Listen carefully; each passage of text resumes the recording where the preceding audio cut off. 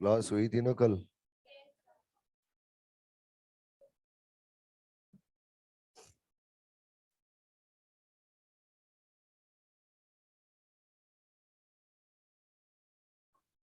आ जाएगा वीडियो भी।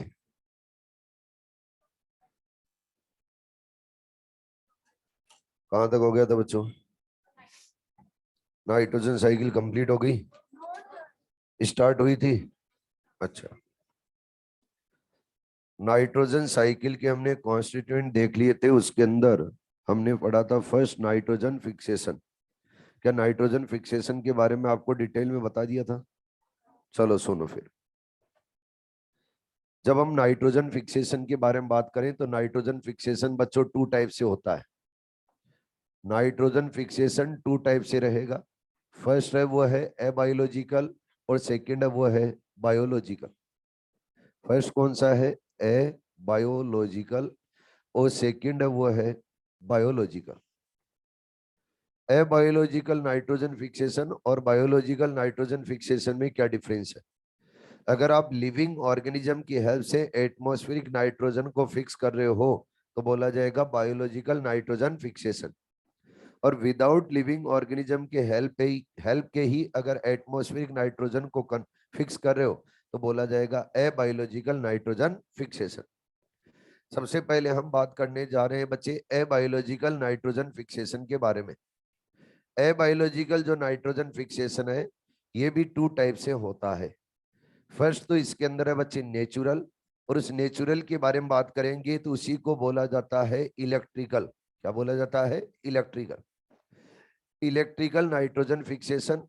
और इलेक्ट्रिकल नाइट्रोजन फिक्सेशन में क्या होता है वो समझे। यानी नेचुरली एटमॉस्फेरिक नाइट्रोजन को हम कन्वर्ट कर देंगे।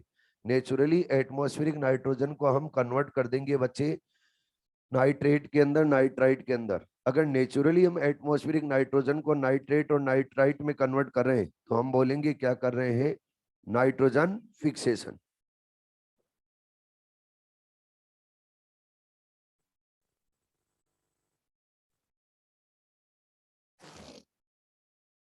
अब देखिए, अगर आपसे पूछा जाए कि एटमॉस्फेयर है, उस एटमॉस्फेयर के अंदर हम आप देखोगे तो क्या प्रेजेंट रहेगी? क्या एटमॉस्फेयर के अंदर बच्चे नाइट्रोजन प्रेजेंट है? तो उसको बोला जाएगा एटमॉस्फेरिक नाइट्रोजन। एटमॉस्फेयर के अंदर बच्चों प्रेजेंट है ऑक्सीजन भी, तो उसको हम बोलेंगे एटमॉस्फेरिक ऑक्सीजन। ये एटमॉस्फेरिक नाइट्रोजन और एटमॉस्फेरिक जो ऑक्सीजन है, जब भी यूवी रेडिएशन आएगी तो यूवी रेडिएशन आने पे, यूवी रेडिएशन आने पे या फिर बोलो यूवी लाइट आने पे ये दोनों रिएक्ट करते, और जब रिएक्ट करेंगे तो आगे बनेंगे बच्चे नाइट्रोजन ऑक्साइड। लेकिन इसके अलावा और कब बन सकते हैं? जब बच्चों लाइटनिंग होती है। तो आप बोलोगे ये लाइटनिंग क्या होती है? जब भी बच्चों रेनी सीजन होता है तो क्या बिजलियां कड़कती हैं? उसी को क्या बोला जाता है? लाइटनिंग। अब एटमॉस्फेयर के अंदर जो ऑक्सीजन एंड नाइट्रोजन है, तो जब भी यूवी लाइट आएगी और लाइटनिंग होगी तो ये दोनों रिएक्ट करेंगे और आगे बन जाएंगे बच्चे नाइट्रोजन ऑक्साइड। अगर नाइट्रोजन ऑक्साइड बन जाएंगे तो ये नाइट्रोजन ऑक्साइड अभी कहाँ प्रेजेंट है ये बताओ मुझे। ये नाइट्रोजन ऑक्साइड क्या एटमॉस्फेयर में प्रेजेंट है? इसके अलावा नाइट्रोजन ऑक्साइड और कैसे बन सकते हैं? बच्चों आप जानते हो पूरे दिन इंडस्ट्रियल एरिया के अंदर जाएं तो इंडस्ट्रियल एरिया के अंदर बहुत ज्यादा पॉल्यूशन देखने को मिलता है। बहुत सारे ऑटोमोबाइल चलते हैं, ये भी क्या एयर पॉल्यूशन करते हैं? और एयर पॉल्यूशन जब ये करते हैं तो ये रिलीज करते हैं नाइट्रोजन ऑक्साइड। ये नाइट्रोजन ऑक्साइड भी कहाँ रहेगा? एटमॉस्फेयर में। अब बच्चों ये जो नाइट्रोजन ऑक्साइड है, ये नाइट्रोजन ऑक्साइड वाटर वेपर्स के साथ में करता है रिएक्ट। जब ये वाटर वेपर्स के साथ में रिएक्ट करता है तो आगे बन जाता है बच्चे एसिड। क्या बन जाएगा? एसिड। और जब एसिड बन जाएगा तो बच्चे ये एसिड है, ये एसिड अभी कहाँ प्रेजेंट है? क्या एटमॉस्फेयर में प्रेजेंट है? अब ये एसिड है, ये एसिड रेनी वाटर के साथ में, रेनी वाटर और रेनी वाटर के साथ में एसिड है, वो एसिड आ जाता है कहां पर? सॉइल में। जब सॉइल में आता है तो इस एसिड का हो जाता है डिसोसिएशन। जब ये एसिड डिसोसिएट हो जाता है तो ये कन्वर्ट हो जाता है नाइट्रेट और नाइट्राइट में। ये कहां पर है? सॉइल के अंदर है या एटमॉस्फेयर में? सॉइल में। अगर सॉइल के अंदर हमने बच्चे नाइट्राइट और नाइट्रेट को बना दिया है तो अब इस फॉर्म में प्लांट और प्लांट नाइट्रोजन को एब्जॉर्ब कर लेंगे। अब देखो ये सारी की सारी प्रोसेस चल रही है, वो कैसे चल रही है, नेचुरली या आर्टिफिशियली? नेचुरली। तो इसको क्या बोल दिया जा रहा है? Natural nitrogen fixation. क्या इसके अंदर लाइटनिंग की हेल्प ली जा रही है? तो बोल दिया जाएगा इलेक्ट्रिकल नाइट्रोजन फिक्सेशन। जो नेक्स्ट आता है बच्चे एबायोलॉजिकल, वो आता है इंडस्ट्रियल। क्या बोलते हैं उसको? इंडस्ट्रियल। अगर इंडस्ट्रीज के हेल्प से एटमॉस्फेरिक नाइट्रोजन को आप फिक्स कर रहे हो अमोनिया के अंदर, तो बोला जाएगा इंडस्ट्रियल। अगर हम इंडस्ट्रीज में कर रहे हैं तो आर्टिफिशियल होगा या नेचुरल होगा? आर्टिफिशियल। तो इसको बोल दिया जाता है आर्टिफिशियल नाइट्रोजन फिक्सेशन। और जब आर्टिफिशियल नाइट्रोजन फिक्सेशन करते हैं तो बच्चे एक मेथड का यूज किया जाता है जिसका नाम है हेबर मेथड। नाम सुना है? Haber method. उस हेबर मेथड के अंदर एटमॉस्फेरिक नाइट्रोजन को हाइड्रोजन के साथ में रिएक्ट करवाया जाता है और फॉर्म कर दिया जाता है बच्चे अमोनिया। क्या फॉर्म कर दिया जाता है? अमोनिया। अब जो ये अमोनिया फॉर्म किया है वो इंडस्ट्रीज के अंदर इस अमोनिया को यूज में लेके बनाया जाता है बच्चे यूरिया। क्या बनाया जाता है? यूरिया। अब इस यूरिया के अंदर फिक्स कर दिया जाता है किसको? अमोनिया को। अगर अमोनिया को यूरिया में फिक्स कर दिया, अब इस यूरिया को बच्चे यूज में लिया जाता है एज ए फर्टिलाइजर। अगर एज ए फर्टिलाइजर यूज में लिया जाएगा तो इसके अंदर क्या प्रेजेंट है? क्या अमोनिया है। और जब यूरिया को बच्चे सॉइल में डालेंगे तो ये जितने भी यहाँ पर अमोनिया है वो अमोनिया अमोनियम सॉल्ट के अंदर कन्वर्ट हो जाते हैं। फिर अमोनियम सॉल्ट की फॉर्म में प्लांट है, वो प्लांट एब्जॉर्ब कर लेंगे नाइट्रोजन को। हेलो, क्या ये पॉइंट समझ में आया? आगे उसके बाद में नेक्स्ट आता है बच्चे बायोलॉजिकल नाइट्रोजन फिक्सेशन। नेक्स्ट कौन सा आता है? Biological nitrogen fixation. अगर हम बायोलॉजिकल नाइट्रोजन फिक्सेशन की बात करें तो ये लिविंग ऑर्गेनिज्म की हेल्प से होता है।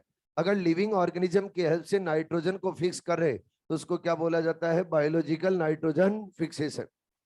आप बोलो कि लिविंग ऑर्गेनिज्म कौन से? लिविंग ऑर्गेनिज्म कौन से होते हैं उनके बारे में बात करते हैं बच्चों। जो नाइट्रोजन फिक्सेशन करने वाले लिविंग ऑर्गेनिज्म होते हैं वो होते हैं प्रोकैरियोट। और प्रोकैरियोट कौन होते हैं? बैक्टीरिया। प्रोकैरियोट कौन होते हैं? बैक्टीरिया। यानी बैक्टीरिया और बैक्टीरिया ही नाइट्रोजन फिक्सेशन के लिए रिस्पॉन्सिबल होते हैं। बैक्टीरिया के अलावा और कोई बच्चों ऑर्गेनिज्म नाइट्रोजन फिक्सेशन नहीं करवाता है। याद रखना है, फिर से रिपीट करो। जब बायोलॉजिकल नाइट्रोजन फिक्सेशन होता है तो प्लांट ऑन प्लांट और बच्चों सॉइल के इनसाइड नाइट्रोजन फिक्स करने वाले जो ऑर्गेनिज्म रहेंगे लिविंग ऑर्गेनिज्म, वो क्या होंगे? बैक्टीरिया। और बैक्टीरिया को अगर देखा जाए तो प्रोकैरियोट होते हैं, यूकैरियोट? प्रोकैरियोट। तो प्रोकैरियोट्स की हेल्प से अगर नाइट्रोजन को आप फिक्स कर रहे हो तो क्या बोलेंगे? Biological nitrogen fixation. अब बच्चों जो बायोलॉजिकल नाइट्रोजन फिक्सेशन है ये भी टू टाइप का होता है। एक को बोला जाता है फ्री लिविंग। क्या बोला जाता है? Free living.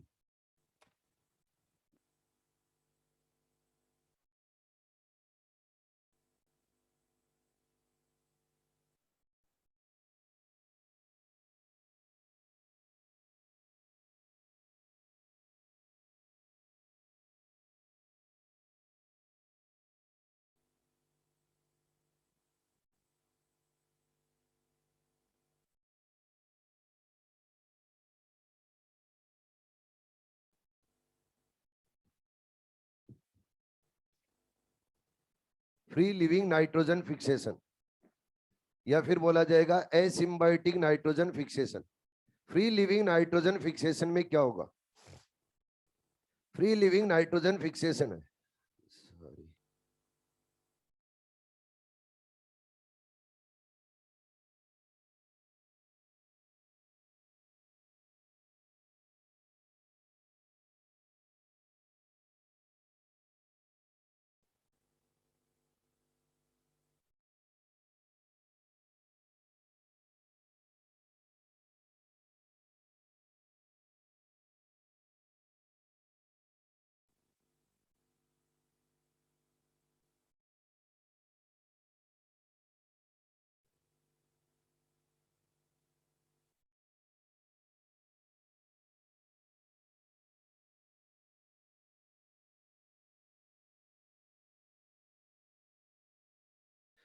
Biological nitrogen fixation है, ये टू टाइप से होता है। एक होता है फ्री लिविंग और दूसरे को बोला जाता है सिम्बायोटिक। दोनों में डिफरेंस क्या होता है ये समझने जा रहे हैं। ये बच्चों सोइल है और ये है प्लांट और ये है आपके सामने एक बैक्टीरिया। अगर ये बैक्टीरिया सॉइल में प्रेजेंट है और सॉइल में रह के एटमॉस्फेरिक नाइट्रोजन को अमोनिया में कन्वर्ट कर रहा है तो इसको बोला जाएगा फ्री लिविंग। यानी सॉइल के अंदर फ्री फॉर्म में और फ्री फॉर्म में रह के ये एटमॉस्फेरिक नाइट्रोजन को अमोनिया में कन्वर्ट करता जा रहा है। अगर फ्री फॉर्म में रह के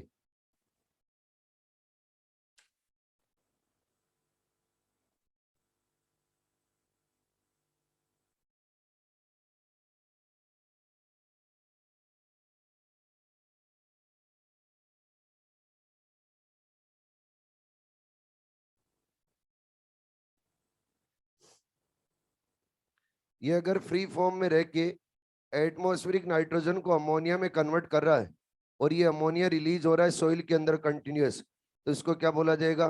फ्री लिविंग नाइट्रोजन फिक्सेशन।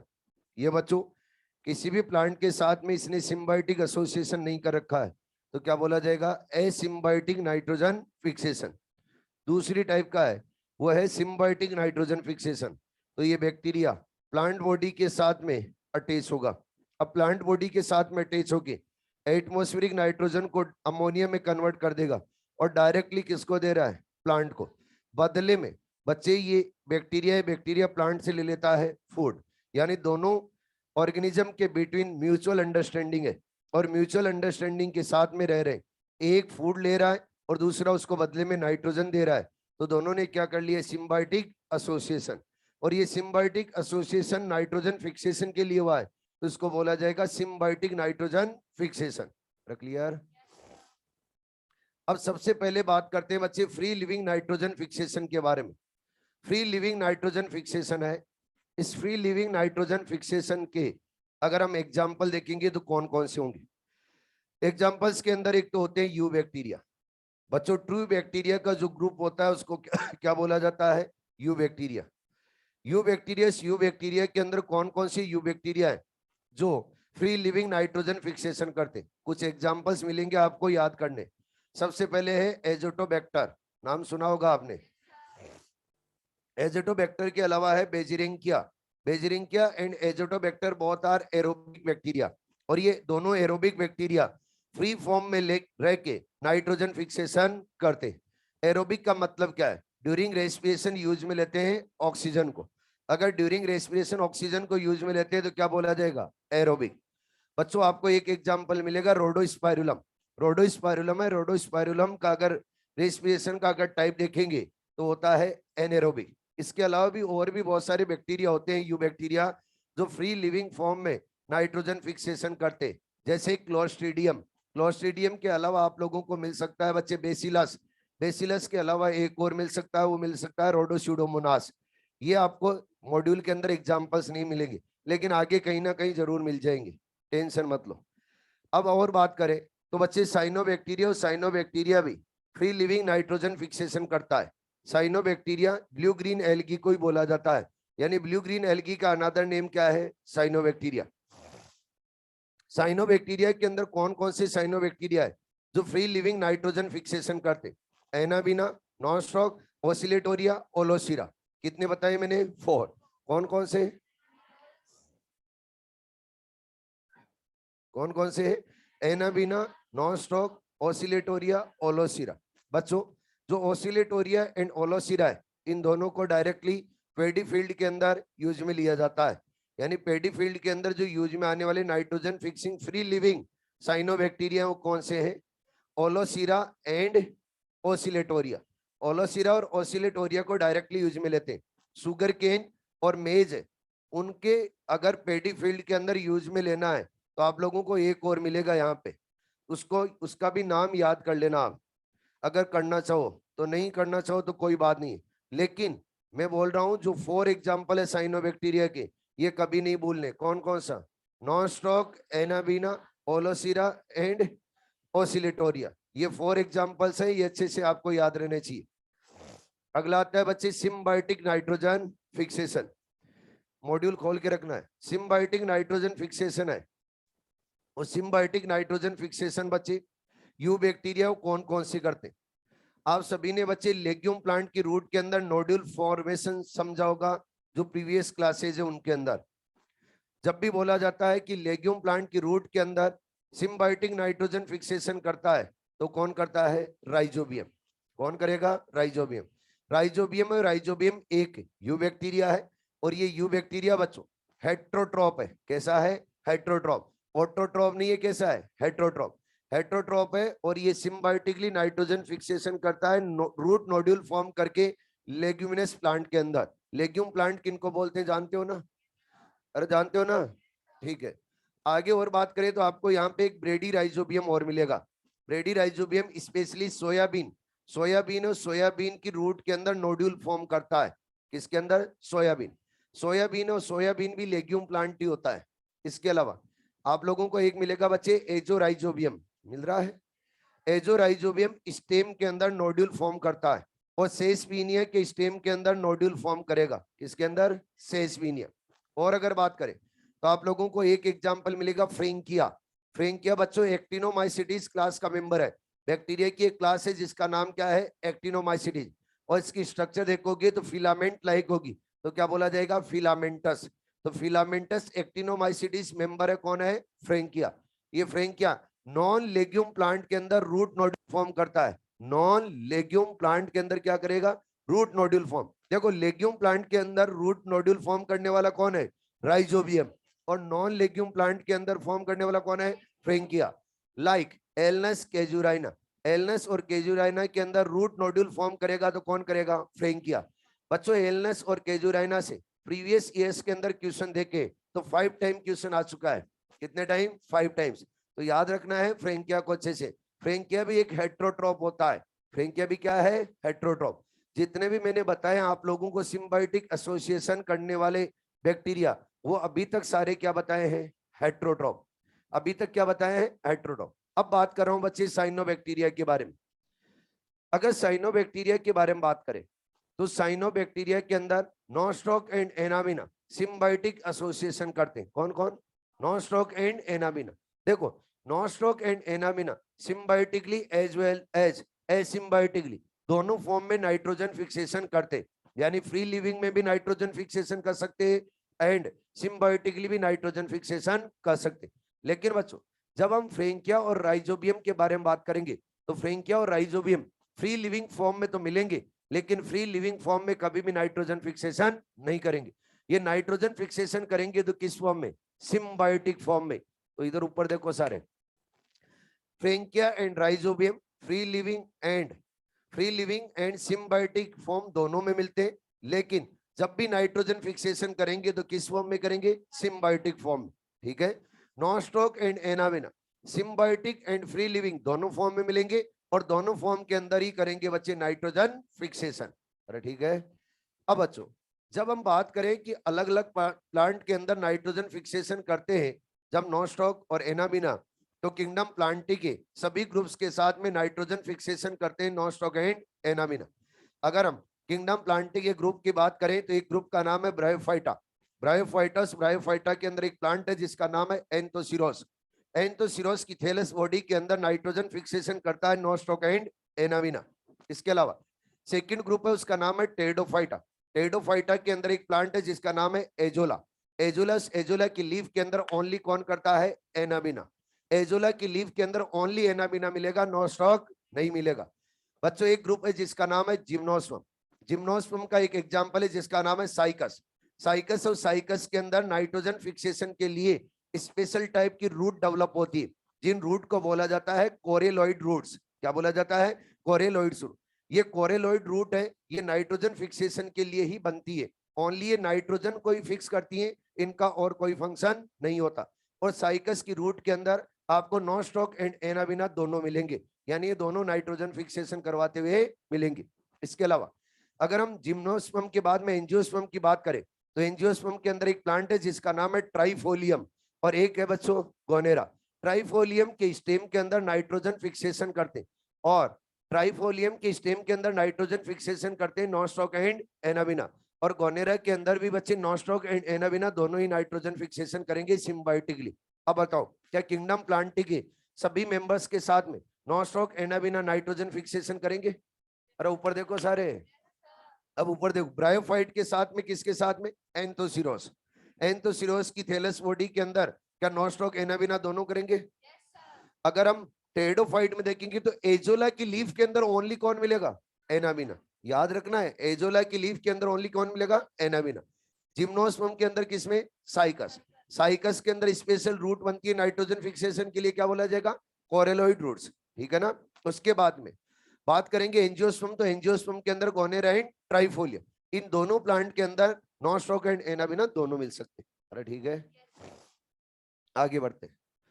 अगला पॉइंट आता है कि जब भी नाइट्रोजन फिक्सेशन करते हैं और नाइट्रोजन फिक्सेशन करते हैं सिम्बायोटिकली बायोलॉजिकली फॉर्म में, तो इसको एक और नाम दिया जाता है, डायजोट्रोपी बोला जाता है। क्या बोला जाता है? डायजोट्रोपी।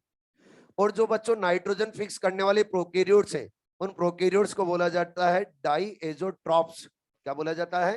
डाइएजोट्रॉप्स। अरे ठीक है, तो अगर आपसे पूछा जाए कि लेग्यूम प्लांट और लेग्यूम प्लांट की रूट के अंदर डाइएजोट्रॉप कौन होता है, तो क्या दोगे आंसर? राइजोबियम। अरे क्या दोगे? राइजोबियम। आपसे पूछा जाए एलनस एंड केजुराइना की रूट के अंदर सिम्बायोटिक एसोसिएशन करने वाला बैक्टीरिया, फ्रैंकिया। याद रहेगा। आपसे पूछा जाए कि साइकस और साइकस की कोरोलेट रूट्स के अंदर नाइट्रोजन फिक्सेशन करने वाला साइनोबैक्टीरिया या यू बैक्टीरिया? साइनोबैक्टीरिया। और साइनोबैक्टीरिया के अंदर नॉस्टॉक एनाबिना दोनों हो सकते। अरे ठीक है। आपसे पूछा जाए एजोला की लीफ के अंदर नाइट्रोजन फिक्सेशन करने के लिए रेस्पॉन्सिबल कौन होते हैं? साइनोबैक्टीरिया। और साइनोबैक्टीरिया में ओनली कौन? एनाबिना। याद हो जाएगा। 2-4 बार अगर रिवाइज करोगे तो आसानी से याद हो जाएगी। उसके बाद में नेक्स्ट पॉइंट आता है mechanism of nitrogen fixation. Nitrogen fixation की मैकेनिज्म क्या है?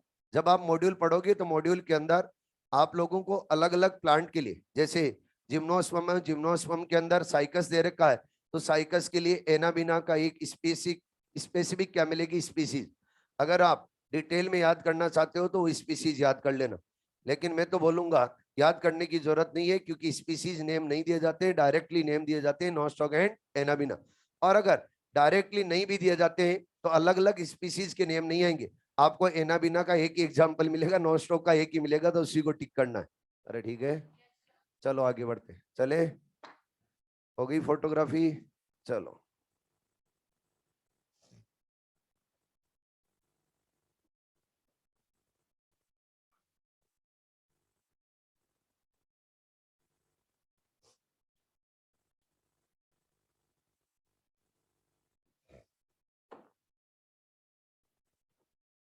Mechanism of nitrogen fixation.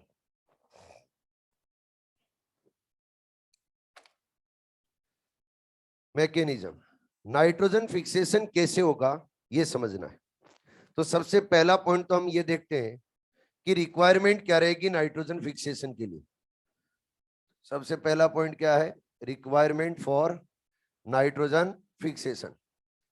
अगर नाइट्रोजन फिक्सेशन हमें करवाना है तो क्या क्या रिक्वायरमेंट रहेगी? क्या हम नाइट्रोजन फिक्सेशन में, ऊपर देखो समझो अच्छे से, क्या हम नाइट्रोजन फिक्सेशन में एटमॉस्फेरिक नाइट्रोजन को अमोनिया में कन्वर्ट करते हैं, या फिर किस में कन्वर्ट करेंगे? नाइट्राइट में, नाइट्रेट में, या फिर बच्चे अमोनियम सॉल्ट में, या फिर अमाइनो एसिड बना देंगे? यही करेंगे। अगर हमें एटमॉस्फेरिक नाइट्रोजन को फिक्स करना है, उसका फिक्सेशन करना है, तो सबसे पहले तो हमें नाइट्रोजन को फिक्स करवाने के लिए क्या चाहिए होगा? सबस्ट्रेट। और वो सबस्ट्रेट क्या होगा बच्चों? क्या खुद नाइट्रोजन ही होगा? अरे बोलो। और ये नाइट्रोजन कौन सा होगा? क्या बच्चों? एटमॉस्फेरिक नाइट्रोजन होगा। अरे कौन सा रहेगा? Atmospheric nitrogen.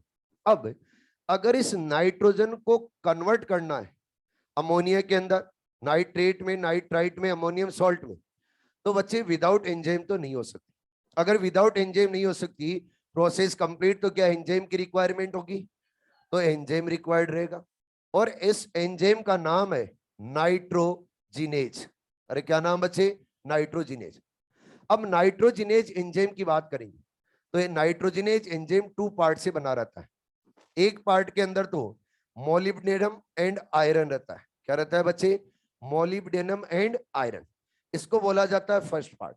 और एक सेकंड पार्ट इसका ही होता है, वो होता है बच्चे आयरन एंड सल्फर कंटेनिंग। कौन सा होता है? Iron and sulphur containing. अब ये दोनों जब अटैच होंगे तब क्या बनेगा? Complete nitrogenase. यानी जब नाइट्रोजनेज एंजाइम को देखोगे आप तो इसके अंदर 2 प्रोटीन रहती है। एक प्रोटीन तो क्या होती है, मोलिब्डेनम आयरन कंटेनिंग, और दूसरी क्या होती है, आयरन सल्फर कंटेनिंग। जब ये दोनों प्रोटीन कंबाइन होती है तो क्या बनता है, नाइट्रोजनेज। क्लियर है? अब बच्चों नाइट्रोजनेज एंजाइम है, तो इस एंजाइम को एक्टिवेट करने के लिए भी हमें कोई ना कोई एक्टिवेटर चाहिए। अरे बोलो, तो मैं बोलूंगा एंजाइम एक्टिवेटर। एंजाइम एक्टिवेटर, वो एंजाइम एक्टिवेटर कौन होगा, नाइट्रोजनेज का कौन होता है एक्टिवेटर, बताओ। एंजाइम एक्टिवेटर देखेंगे तो एंजाइम एक्टिवेटर होता है बच्चे मोलिब्डेनम एंड आयरन। क्या होता है, मोलिब्डेनम एंड आयरन। लेकिन मोस्टली कौन एक्टिवेट करता है, मोलिब्डेनम। उसके बाद में बच्चों जब हम नाइट्रोजन को फिक्स करेंगे तो क्या करेंगे, मैं बोल रहा हूं ये जो एटमॉस्फेरिक नाइट्रोजन है इसको कन्वर्ट करना है अमोनिया में। किसके अंदर, अमोनिया में। अगर अमोनिया में कन्वर्ट करना है तो एटमॉस्फेरिक नाइट्रोजन के अंदर ट्रिपल बॉन्ड है। इन ट्रिपल बॉन्ड को क्या करना है, ब्रेक, और ब्रेक करके इनके साथ में क्या हाइड्रोजन को अटैच करना है। अब बॉन्ड को ब्रेक करना है तो क्या रिक्वायर्ड होगी, क्या एनर्जी। तो बच्चों जो फोर्थ रिक्वायरमेंट रहेगी वो क्या रिक्वायर्ड रहेगी, एनर्जी। तो मैं बोल रहा हूं सोर्स ऑफ एनर्जी क्या रहेगा। सोर्स ऑफ एनर्जी की बात करें तो आप सभी जानते हो सोर्स ऑफ एनर्जी क्या होगा, एटीपी। अरे क्या रहेगा, एटीपी। लेकिन हमने ये समझा है कि जब नाइट्रोजन फिक्सेशन होता है तो 2 टाइप से होता है। एक तो क्या होता है, बायोलॉजिकली, एक क्या होता है, एबायोलॉजिकली। समझा नहीं समझा।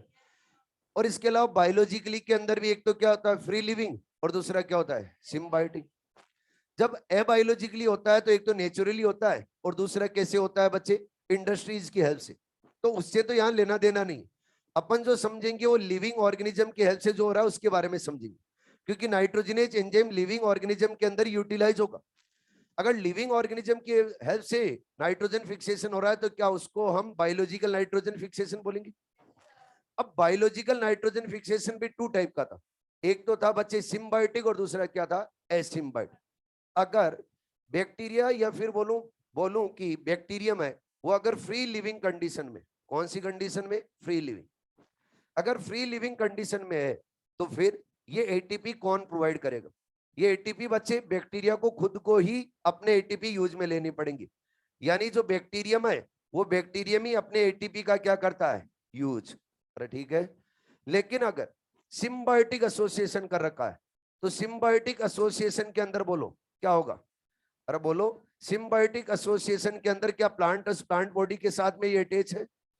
अगर बैक्टीरिया प्लांट बॉडी के साथ में अटैच है तो फिर मैं बोलूंगा होस्ट सेल है, उस होस्ट सेल से क्या लिए जाएंगे, एटीपी। यानी जब सिम्बायोटिक एसोसिएशन होगा तो एटीपी कौन प्रोवाइड करेगा, नाइट्रोजन फिक्सेशन के लिए होस्ट सेल। होस्ट कौन होगा, प्लांट। अरे कौन होगा, प्लांट। और अगर फ्री लिविंग फॉर्म में होगा तो क्या बैक्टीरिया खुद ही यूज में लेगा अपने। अगला, हम जब बच्चों एटमॉस्फेरिक नाइट्रोजन को अमोनिया में कन्वर्ट करेंगे तो क्या हाइड्रोजन की रिक्वायरमेंट होगी। अरे बोलो, अब हाइड्रोजन कहां से लिए जाए, रिड्यूसिंग पावर से। कहां से लिए जाएंगे, रिड्यूसिंग पावर। तो मैं बोलूंगा source of reducing power. Reducing power किसको बोलते हैं, जानते हो क्या। सोर्स ऑफ रिड्यूसिंग पावर, और रिड्यूसिंग पावर के अंदर आता है NaDH2, FADH2, और क्या आएगा, NADPH2। ये सब क्या है बच्चे, रिड्यूसिंग पावर, क्योंकि हम मेन रिएक्शन के अंदर ऑक्सीडेशन करके इनका क्या करते हैं, रिडक्शन। तो इनको क्या बोला जाता है, रिड्यूसिंग पावर।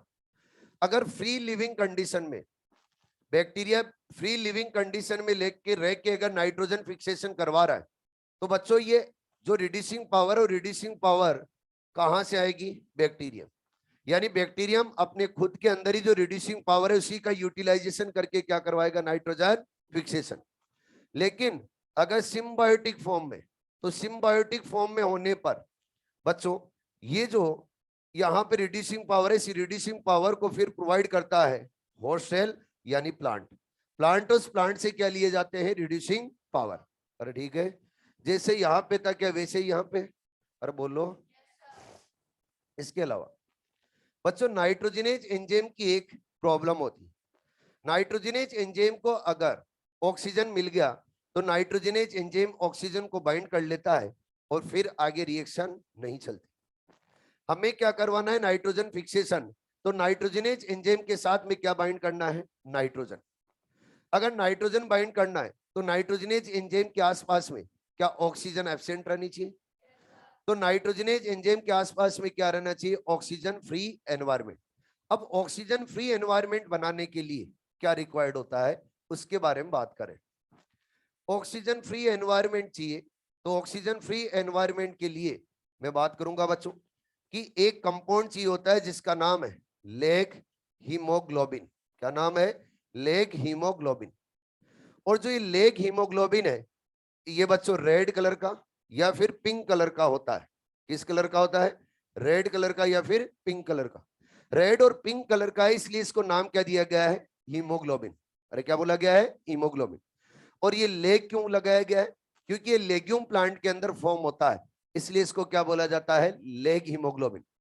इस लेग हीमोग्लोबिन का काम क्या होता है, नाइट्रोजनेज एंजाइम के आसपास में ऑक्सीजन फ्री एनवायरनमेंट बनाना। यानी नाइट्रोजनेज एंजाइम है, उसके आसपास में जितनी भी ऑक्सीजन होगी उसको रिमूव कौन करेगा, लेग हीमोग्लोबिन। तो इसको बोला जाएगा ऑक्सीजन स्क्वेंजर। क्या बोला जाएगा बच्चे, ऑक्सीजन स्क्वेंजर। तो ऑक्सीजन स्क्वेंजर है वो कौन है बच्चे, लेग हीमोग्लोबिन। क्यों बोला गया ऑक्सीजन स्क्वेंजर, क्योंकि ये क्या करता है, नाइट्रोजनेज एंजाइम के पास में जितनी भी ऑक्सीजन होती है उसको क्या कर देता है, रिमूव। अगर रिमूव कर देता है तो नाइट्रोजनेज एंजाइम के पास में क्या ऑक्सीजन फ्री एनवायरनमेंट बनाएगा। अब बात आती है कि लेग हीमोग्लोबिन है, इसके अंदर एक पार्ट तो क्या है, हिम, और दूसरा पार्ट क्या है, ग्लोबिन। एक पार्ट तो क्या है बच्चे, हिम, और दूसरा क्या है, ग्लोबिन। जब एक पार्ट हिम और दूसरा ग्लोबिन है, तो हिम पार्ट का फॉर्मेशन कौन करता है और ग्लोबिन पार्ट का फॉर्मेशन कौन करता है। हिम पार्ट और हिम पार्ट सिंथेसाइज करता है भाई synthesis, by synthesise bacterium. Bacterium क्या करता है, इसको सिंथेसाइज। बच्चों हिम पार्ट के अंदर क्या होगा, क्या आयरन होगा, और आयरन के साथ में क्या पोरफायरिन रिंग होगी। अगर पोरफायरिन रिंग को आयरन के साथ में अटैच कर देंगे तो क्या बन जाएगा, हिम। तो हिम कौन बनाता है, बैक्टीरियम।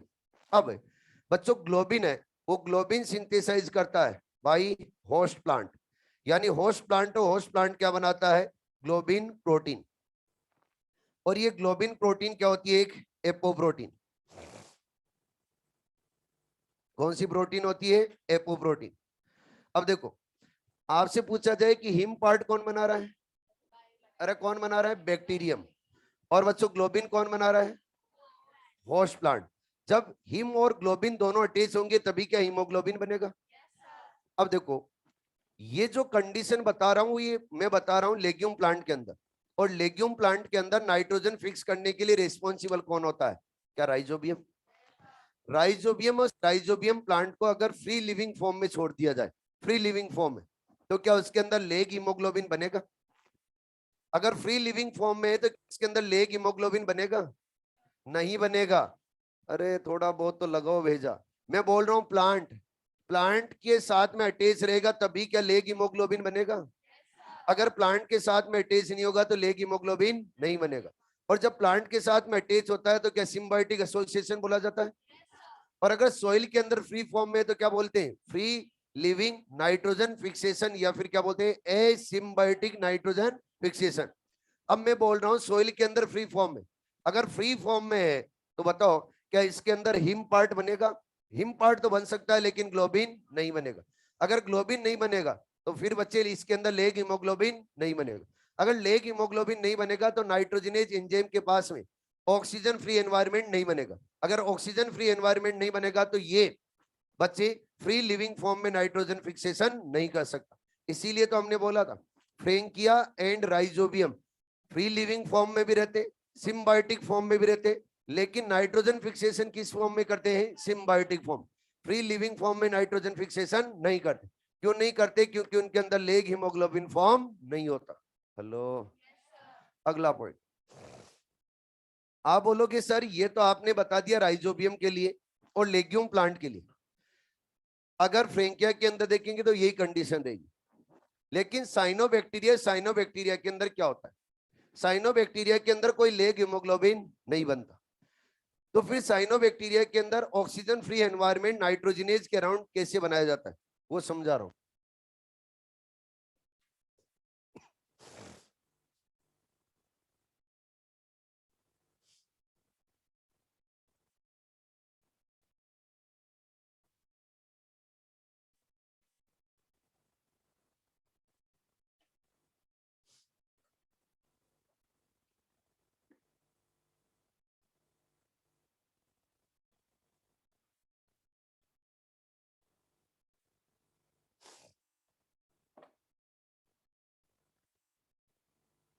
हम बात करें किसके बारे में, साइनोबैक्टीरिया।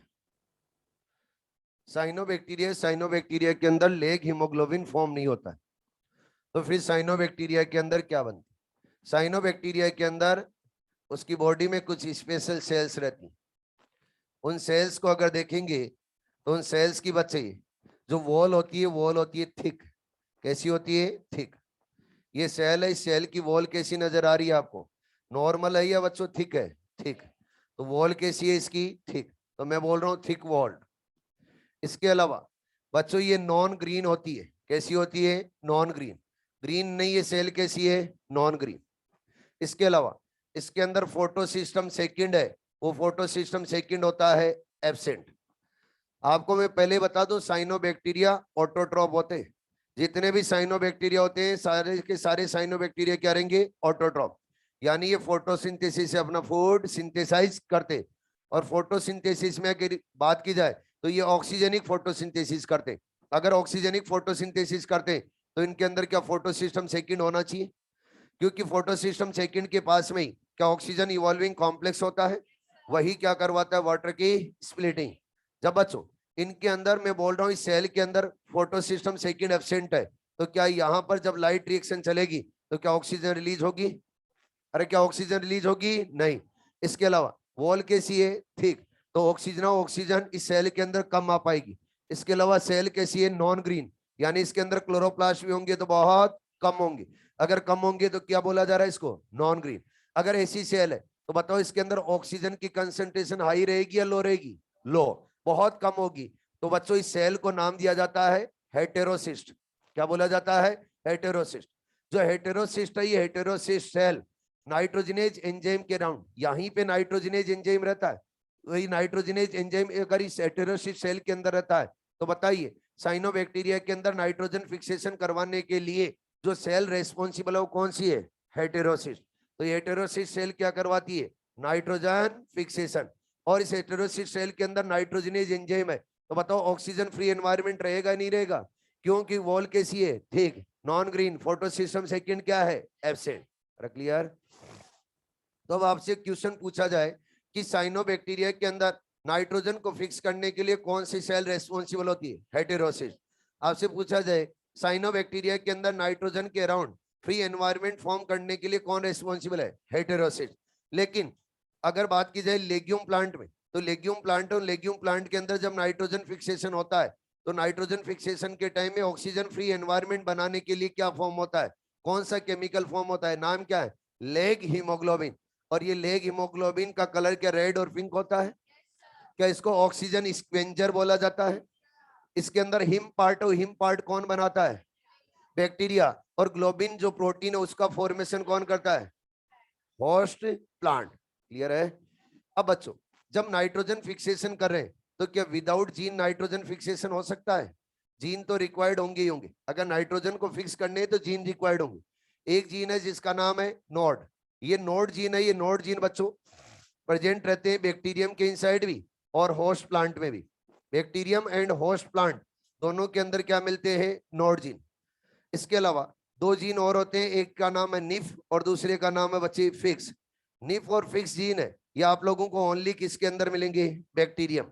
यानी ओनली किसके अंदर मिलते हैं, बैक्टीरियम। ठीक है जी। जब ये पूरी रिक्वायरमेंट फुलफिल करेंगे तो फिर क्या चलेगा, नाइट्रोजन फिक्सेशन।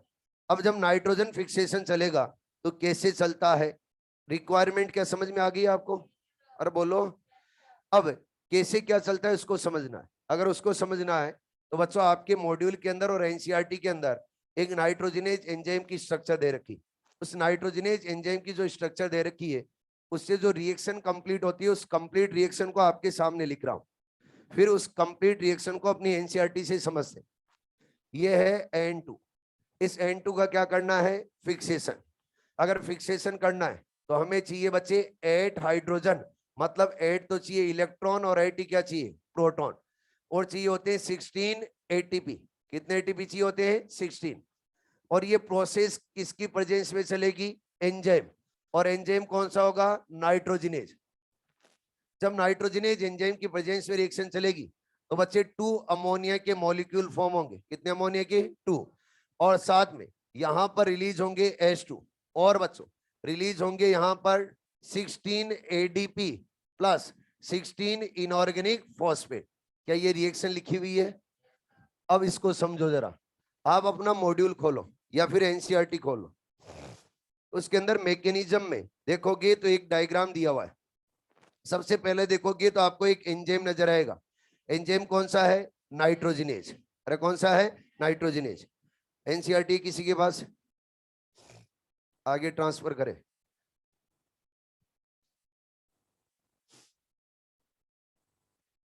ये देखो, ये एंजाइम दे रखा है। सबसे पहले ये कौन सा है, नाइट्रोजनेज। अब इस नाइट्रोजनेज एंजाइम की एक्टिव साइट के ऊपर बाइंड करेंगे किसको, नाइट्रोजन को।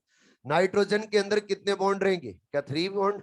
क्या एक साथ में ब्रेक कर देंगे, नहीं। क्या स्टेप बाय स्टेप एक एक बॉन्ड को ब्रेक करेंगे। सबसे पहले फर्स्ट एक बॉन्ड को ब्रेक किया। जब एक बॉन्ड ब्रेक किया तो क्या एनर्जी इनपुट करेंगे, अरे बोलो, एनर्जी इनपुट की। और एनर्जी इनपुट करके बच्चे एक बॉन्ड को ब्रेक किया, मतलब एटीपी हमने क्या किया यहाँ पे, यूटिलाइज। जब एक बॉन्ड को ब्रेक किया तो बताओ कितने हाइड्रोजन की रिक्वायरमेंट होगी, 2 की। अगर 2 हाइड्रोजन की रिक्वायरमेंट होगी तो क्या 1 NADH2 या फिर 1 FADH2 या फिर 1 NADPH2 यूज में लेंगे, अरे बोलो। अब जब 2 हाइड्रोजन ऐड कर दिए तो क्या यहाँ पे नाइट्रोजन नाइट्रोजन के बिटवीन अब डबल बॉन्ड ही बचे। फिर अगले बॉन्ड को फिर से ब्रेक कीजिए। अगर फिर से एक बॉन्ड ब्रेक करेंगे तो फिर से क्या 2 हाइड्रोजन की रिक्वायरमेंट होगी।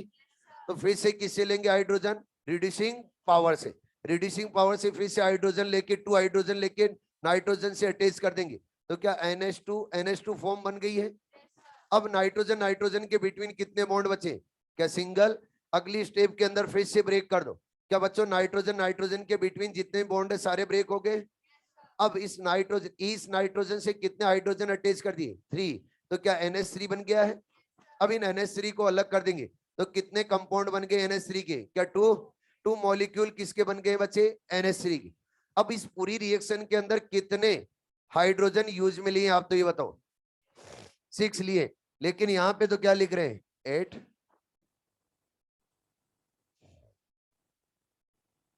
हेलो हेलो हेलो, यहां तो हाइड्रोजन कितने लिए हैं, 8। एक्चुअल में रिएक्शन में तो कितने दिखा रखे हैं, 6। अब देखो 8 लिए तो आगे भी देखा करो कुछ, क्या 2 हाइड्रोजन रिलीज कर रहे हो, 2 हाइड्रोजन क्या कर रहे हैं, ली 8 ले रहे हैं यूज में, तो यूज में तो कितने ले रहे हैं, 6 ही ले रहे हैं। उनमें से 2 को क्या कर रहे हैं, रिलीज। ये 2 क्या यूज में आएंगे आगे जाके, आगे जाके कहां पे बच्चों, ये अमोनिया। इस अमोनिया को अगर सोइल के अंदर फिक्स किया गया तो अमोनिया की फॉर्म में एब्जॉर्ब नहीं करेगा प्लांट नाइट्रोजन को। क्या अमोनियम सॉल्ट में कन्वर्ट करना पड़ेगा। और अगर अमोनियम सॉल्ट में कन्वर्ट करना पड़ेगा तो क्या हाइड्रोजन की रिक्वायरमेंट रहेगी। तो वो हाइड्रोजन आगे इस अमोनिया को किस में कन्वर्ट करता है, अमोनियम सॉल्ट में। अरे ठीक है, क्वेश्चन तैयार हो। क्वेश्चन में आपसे पूछा जाएगा कि वन वन वन नाइट्रोजन है, उस 1 नाइट्रोजन को फिक्स करने के लिए, चेंज करो क्वेश्चन, 1 अमोनिया मॉलिक्यूल फॉर्म करने के लिए, 1 अमोनिया मॉलिक्यूल फॉर्म करने के लिए एटीपी की कितनी रिक्वायरमेंट रहेगी। हैं, सही दे दिया आंसर, क्या बात है। कितना होगा, 8। क्योंकि 2 अमोनिया फॉर्म करने के लिए कितने चाहिए, 16। तो बच्चों 1 फॉर्म करने के लिए कितने चाहिए, 8। ठीक है, 1 अमोनिया फॉर्म करने के लिए प्रोटॉन कितने चाहिए होंगे, 4। हाफ कर देना है। अरे ठीक है। अब देखो, जब हम पढ़ रहे थे तो ये बोल रहे थे कि नाइट्रोजन फिक्सेशन कैसे होगा, तो ये प्रोसेस तो अपने सामने आ गई। हमने जब पढ़ा सिम्बायोटिक एसोसिएशन तो बोला रूट नोड्यूल फॉर्मेशन। अब ये रूट नोड्यूल फॉर्मेशन कैसे होता है ये भी समझना पड़ेगा। रूट, उस रूट को नोड्यूल कैसे फॉर्म करते हैं रूट्स के अंदर, वो समझने जा रहे हैं। ठीक है, खींचो।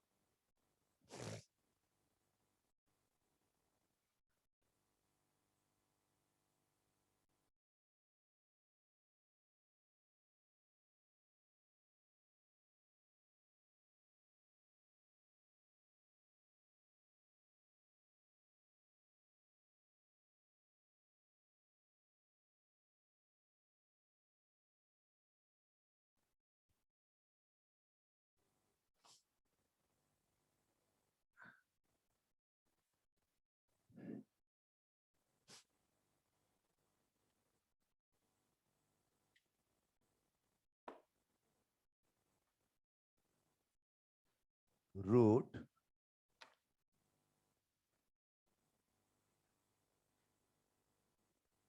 Nodule formation.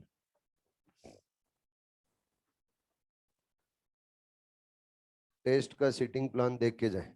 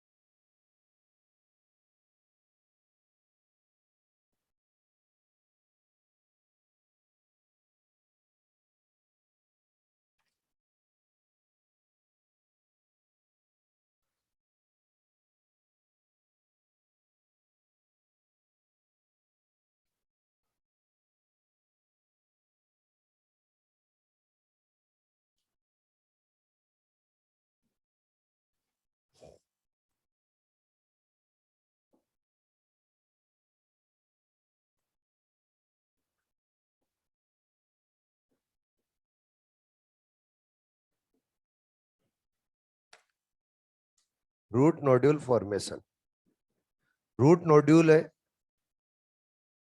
उनका फॉर्मेशन कैसे होता है, तो इसको समझाने के लिए एनसीईआरटी ने जो एग्जांपल लिया है वो लिया राइजोबियम। राइजोबियम और राइजोबियम बच्चों जब भी रूट नोड्यूल फॉर्म करेगा तो किसमें करेगा, लेग्यूम प्लांट में। तो हम लेग्यूम प्लांट की रूट ले रहे हैं और ये आपको एक ही रूट हेयर दिखाया गया है अलग अलग स्टेप में। ये अलग अलग रूट हेयर नहीं है, एक ही रूट हेयर है, उसको अलग अलग स्टेप में दिखाया गया है समझने के लिए कि स्टेप बाय स्टेप क्या होता है इसके अंदर, वो समझेंगे। तो अलग अलग स्टेप के अंदर रूट हेयर को दिखाया गया। बच्चों सबसे पहले पॉइंट ये आता है कि राइजोबियम, उस राइजोबियम को प्लांट के साथ में सिम्बायोटिक एसोसिएशन करने की क्या जरूरत पड़गी, और प्लांट को राइजोबियम के साथ में सिम्बायोटिक एसोसिएशन की क्या जरूरत पड़ी। आप सभी जानते हो बच्चों राइजोबियम वो हेट्रोट्रोप होता है। अगर हेट्रोट्रोप होता है तो फूड का सिंथेसिस सेल्फ नहीं कर सकता, तो ये फूड के लिए अदर ऑर्गेनिज्म के ऊपर डिपेंड करता है। तो राइजोबियम को रिक्वायरमेंट होती है फूड की। बदले में अगर बात करें प्लांट की, तो प्लांट, उस प्लांट की बॉडी के अंदर नाइट्रोजन रिक्वायर्ड होता है हाई अमाउंट। जब नाइट्रोजन हाई अमाउंट में रिक्वायर्ड होता है तो प्लांट बॉडी को रिक्वायर्ड क्या है, नाइट्रोजन। अब प्लांट को तो रिक्वायर्ड नाइट्रोजन है और बच्चों राइजोबियम उसको रिक्वायर्ड क्या है, फूड।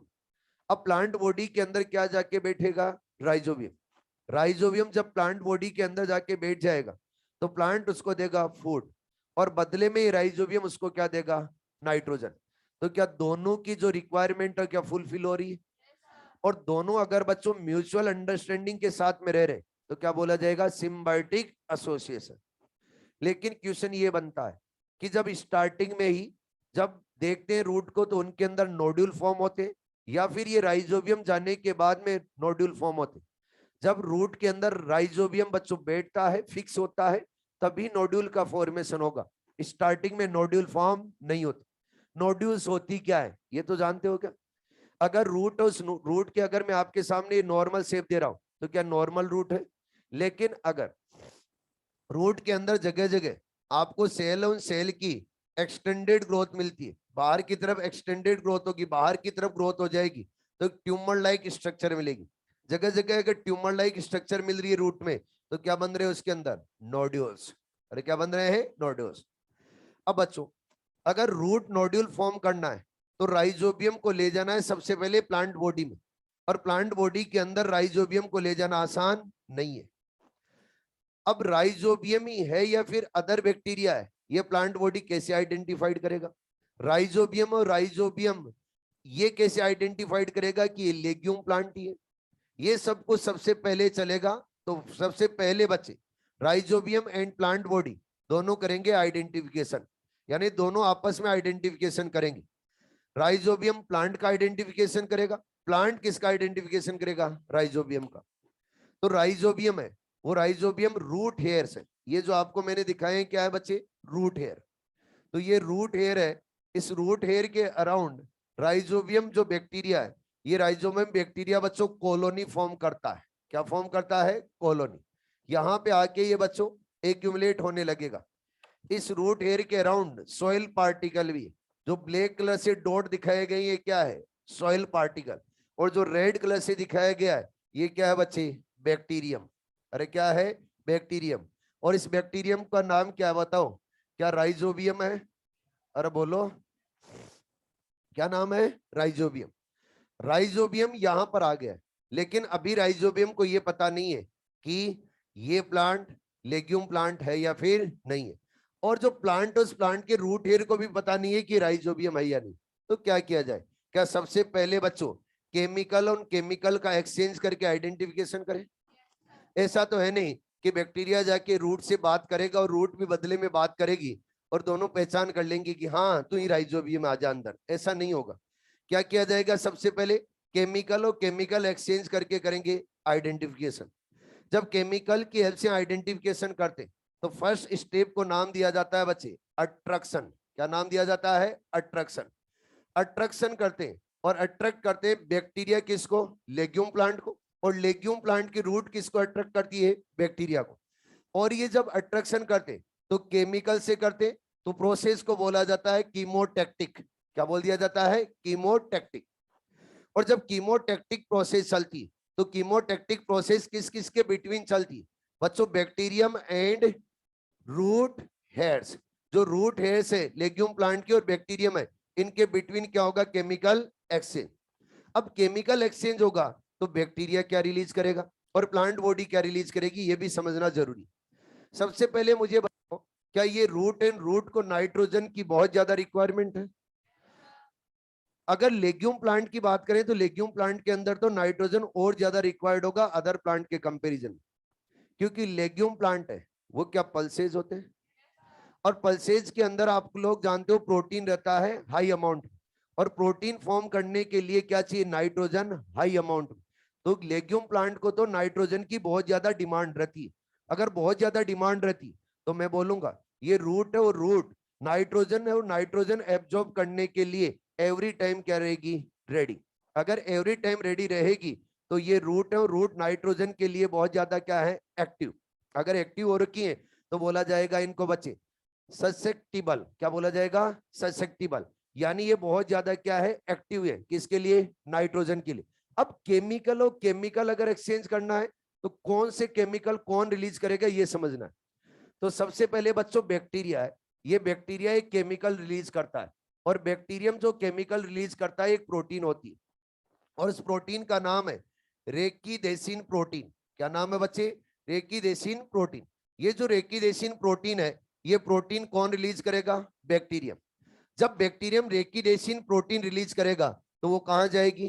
प्लांट रूट हेयर तक। अगर प्लांट की रूट हेयर तक जाएगी तो तुरंत प्लांट रूट हेयर को पता चलेगा बाहर कौन है? राइजोबियम। राइजोबियम है, वो राइजोबियम बेल बजा रहा है। अगर बेल बजा रहा है तो क्या उसके लिए सिग्नल भेजना भी जरूरी है? तो फिर बच्चों होस्ट प्लांट, वो होस्ट प्लांट इसके बदले में जब रेकिडेसिन प्रोटीन रिलीज करेगा बैक्टीरियम, तो इसके बदले में या तो ये शुगर रिलीज करता है या फिर रिलीज करता है अमाइनो एसिड।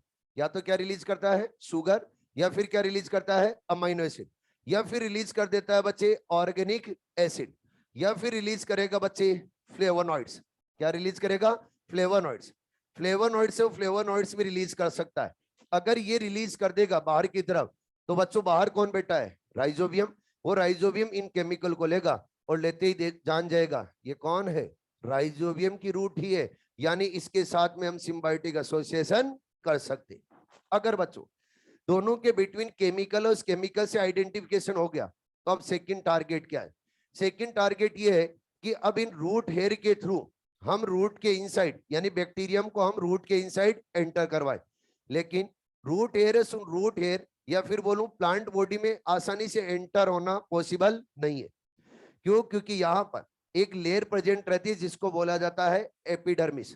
और एपिडर्मिस की जो सेल होती वो सेल बहुत कॉम्पैक्टली अरेंज रहती।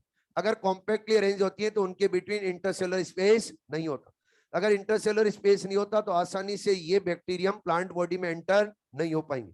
तो फिर क्या किया जाए, एक तरीका हो सकता है, ये आपके सामने अभी रूट हेयर है। अब इस रूट हेयर के अंदर अगर कर्लिंग करवा दे, इसको अगर मोड़ दे, तो क्या इस रूट हेयर की ये जो लेयर है एपिडर्मल लेयर, अगर इसके अंदर कर्लिंग कराएंगे तो क्या यहाँ पे प्रेशर जनरेट होगा? अरे बोलो, अगर इस जगह पे प्रेशर जनरेट होगा तो यहाँ पे बच्चों सेल से सेल क्या होगी, ब्रेक। और जब सेल ब्रेक होगी तो यहाँ से स्पेस जनरेट हो जाएगी। जब स्पेस जनरेट हो जाएगा तो फिर बच्चे यहाँ से बैक्टीरियम अंदर एंटर करना स्टार्ट कर देंगे। हेलो, और जब हम बच्चों कर्लिंग करवा के बैक्टीरियम को प्लांट बॉडी में एंटर करवाते, तो इस सेकंड स्टेप को बोला जाता है इनवेड। क्या बोला जाता है, इनवेड ऑफ रूट हेयर। यानी रूट हेयर है, उस रूट हेयर में क्या कर रहे हैं बच्चे, इन्वेडिंग, यानी उसके अंदर उसको ब्रेक करके क्या एंटर करेंगे, बैक्टीरियम। और बैक्टीरियम कौन सा है, क्या राइजोबियम है। अब जब बच्चों यहां पर आइडेंटिफिकेशन हो ही गया है, तो फिर ये जो बैक्टीरियम है, बैक्टीरियम राइजोबियम है, ये राइजोबियम अपने नंबर इंक्रीज करते हैं और रेपिडली नंबर इंक्रीज करते हैं इस रूट के अराउंड, यानी रूट हेयर के अराउंड। रूट हेयर के अराउंड रेपिडली नंबर इंक्रीज क्यों करते हैं, क्योंकि इन बैक्टीरियम को एंटर होना है प्लांट बॉडी में, तो अपने नंबर क्या करने पड़ेगी, इंक्रीज। इसलिए वो रेपिड मल्टीप्लिकेशन करता है और रेपिड मल्टीप्लिकेशन करके अपने नंबर क्या कर लेगा, इंक्रीज। अब आप मुझे बताओ, इस रूट हेयर के अंदर अगर कर्लिंग करवानी है तो कर्लिंग क्या आसानी से हो जाएगी? अरे क्या मोड़ देंगे आसानी से? ऐसा तो है नहीं कि बैक्टीरिया सभी मिलके बोलेंगे लो जी इसको मोड़ देते हैं, ऐसा पॉसिबल नहीं है। अगर कर्लिंग भी करवानी है तो केमिकल्स की हेल्प लेनी पड़ेगी। किसकी हेल्प लेनी पड़ेगी, केमिकल्स। तो फिर बच्चों ये बैक्टीरियम अपने नंबर इंक्रीज करते। नंबर इंक्रीज क्यों कर रहे हैं, क्योंकि इसकी सरफेस के ऊपर केमिकल रिलीज करना है, और जब केमिकल रिलीज करेंगे तभी इसके अंदर क्या होगी, कर्लिंग। और केमिकल रिलीज करते हैं तो फिर बैक्टीरियम क्या रिलीज करता है, बैक्टीरियम रिलीज करता है बच्चे लेक्टिन। क्या रिलीज करता है, लेक्टिन। यानी बैक्टीरियम की सरफेस के ऊपर लेक्टिन प्रेजेंट होता है। वो लेक्टिन जो सरफेस के ऊपर प्रेजेंट होता है वो रिलीज कर देगा कहां पे, रूट हेयर पे।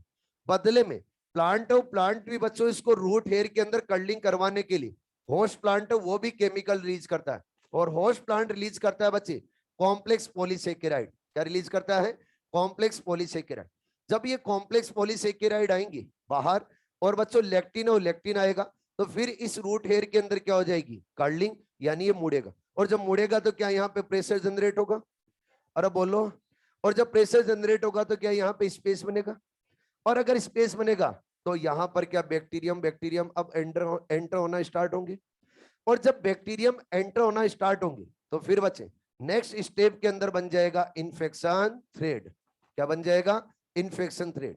ये इन्फेक्शन थ्रेड है, वो इन्फेक्शन थ्रेड क्या होता है उसके बारे में समझते हैं। यहां से हमने ब्रेक किया था और यहां से ब्रेक करके बैक्टीरियम को रूट हेयर के अंदर एंटर कर रहे हैं। तो बैक्टीरियम ऐसे नहीं है कि दौड़ते हुए सारे एक साथ में जाएंगे, नहीं, एक के पीछे एक बैक्टीरियम बच्चों लाइन बना के अंदर एंटर होते। अगर एक लाइन की फॉर्म में अंदर एंटर होते हैं तो बताओ क्या एक थ्रेड लाइक स्ट्रक्चर बन रही है। और बैक्टीरिया प्लांट बॉडी में जा रहा है तो क्या बोला जाएगा, इन्फेक्शन। एक्चुअल में कोई इन्फेक्शन नहीं कर रहा है, लेकिन बैक्टीरिया जा रहा है तो क्या बोल दिया जाएगा, इन्फेक्शन। और ये थ्रेड लाइक स्ट्रक्चर है तो नाम क्या दिया जाएगा बच्चे, इन्फेक्शन थ्रेड। ये इन्फेक्शन थ्रेड है, वो इन्फेक्शन थ्रेड कहां तक बनेगा, आप सभी जानते हो रूट के अंदर आउटर मोस्ट कवरिंग क्या होती है? एपिडर्मिस। एपिडर्मिस के बाद में क्या होता है? कॉर्टेक्स। कॉर्टेक्स के बाद में एंडोडर्मिस, और एंडोडर्मिस के बाद में क्या होता है? पेरिसाइकिल। बच्चों ये जो थ्रेड है, ये थ्रेड आगे तक पहुंच जाती है, और आगे तक कहां तक पहुंचती है? ये थ्रेड पहुंच जाती है बच्चे पेरिसाइकिल तक। कहां तक? पेरिसाइकिल।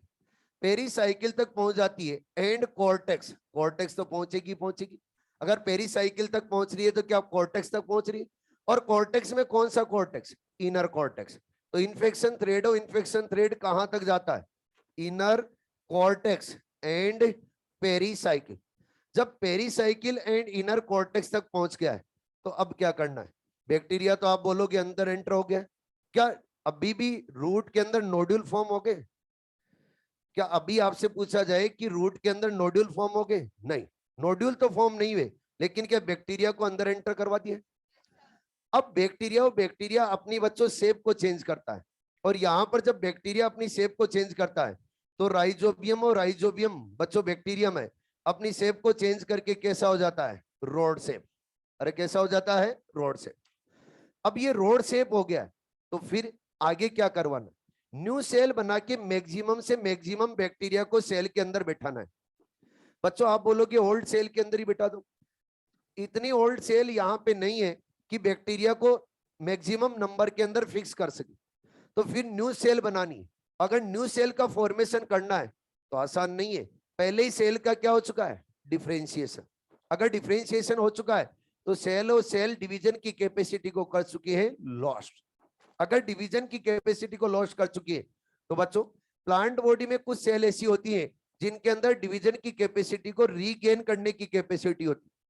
जब डिवीजन की कैपेसिटी को रीगेन किया जाता है तो प्रोसेस को बोला जाता है डी डिफरेंशिएशन। आप तो मुझे बताओ, जब नोड्यूल बनाने, तो नोड्यूल बनाने तो कौन सी सेल से? वेस्कुलर टिश्यू के आसपास में जो सेल है वहीं पे नोड्यूल बनाए, ताकि एटमॉस्फेरिक नाइट्रोजन को अमोनिया में कन्वर्ट करके डायरेक्टली कहां डाल दे? वेस्कुलर टिश्यू में। और आप सभी जानते हो वेस्कुलर टिश्यू के आसपास में जो सेल है वो कौन सी है? पेरिसाइकिल, और क्या रहेगी? कॉर्टेक्स। तो इन कॉर्टेक्स और पेरिसाइकिल सेल का क्या करवाना है? D differentiation. अगर अब डी डिफरेंशिएशन करवाना है तो बच्चे डी डिफरेंशिएशन भी आसानी से नहीं होता। कुछ हार्मोन्स की रिक्वायरमेंट होती है डी डिफरेंशिएशन करवाने के लिए। हार्मोन्स को बोला जाता है PGR, plant growth regulators. Hello, क्या बोला जाता है? Plant growth regulators.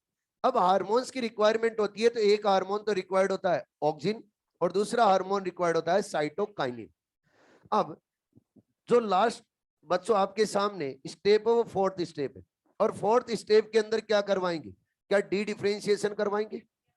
और जब डी डिफरेंशिएशन करवाएंगे तो डी डिफरेंशिएशन किसका करवाएंगे? D differentiation of cortex and pericycle. Pericycle and cortex का क्या करवाएंगे? D differentiation. और उसके लिए हमें क्या चाहिए? पीजीआर। अरे क्या चाहिए? पीजीआर, प्लांट ग्रोथ रेगुलेटर चाहिए। और प्लांट ग्रोथ रेगुलेटर के अंदर एक तो चाहिए बच्चे ऑक्सिन, और दूसरा क्या चाहिए? साइटोकाइनिन। अब क्वेश्चन ये बनता है कि ऑक्सिन कौन बनाएगा, साइटोकाइनिन कौन बनाएगा?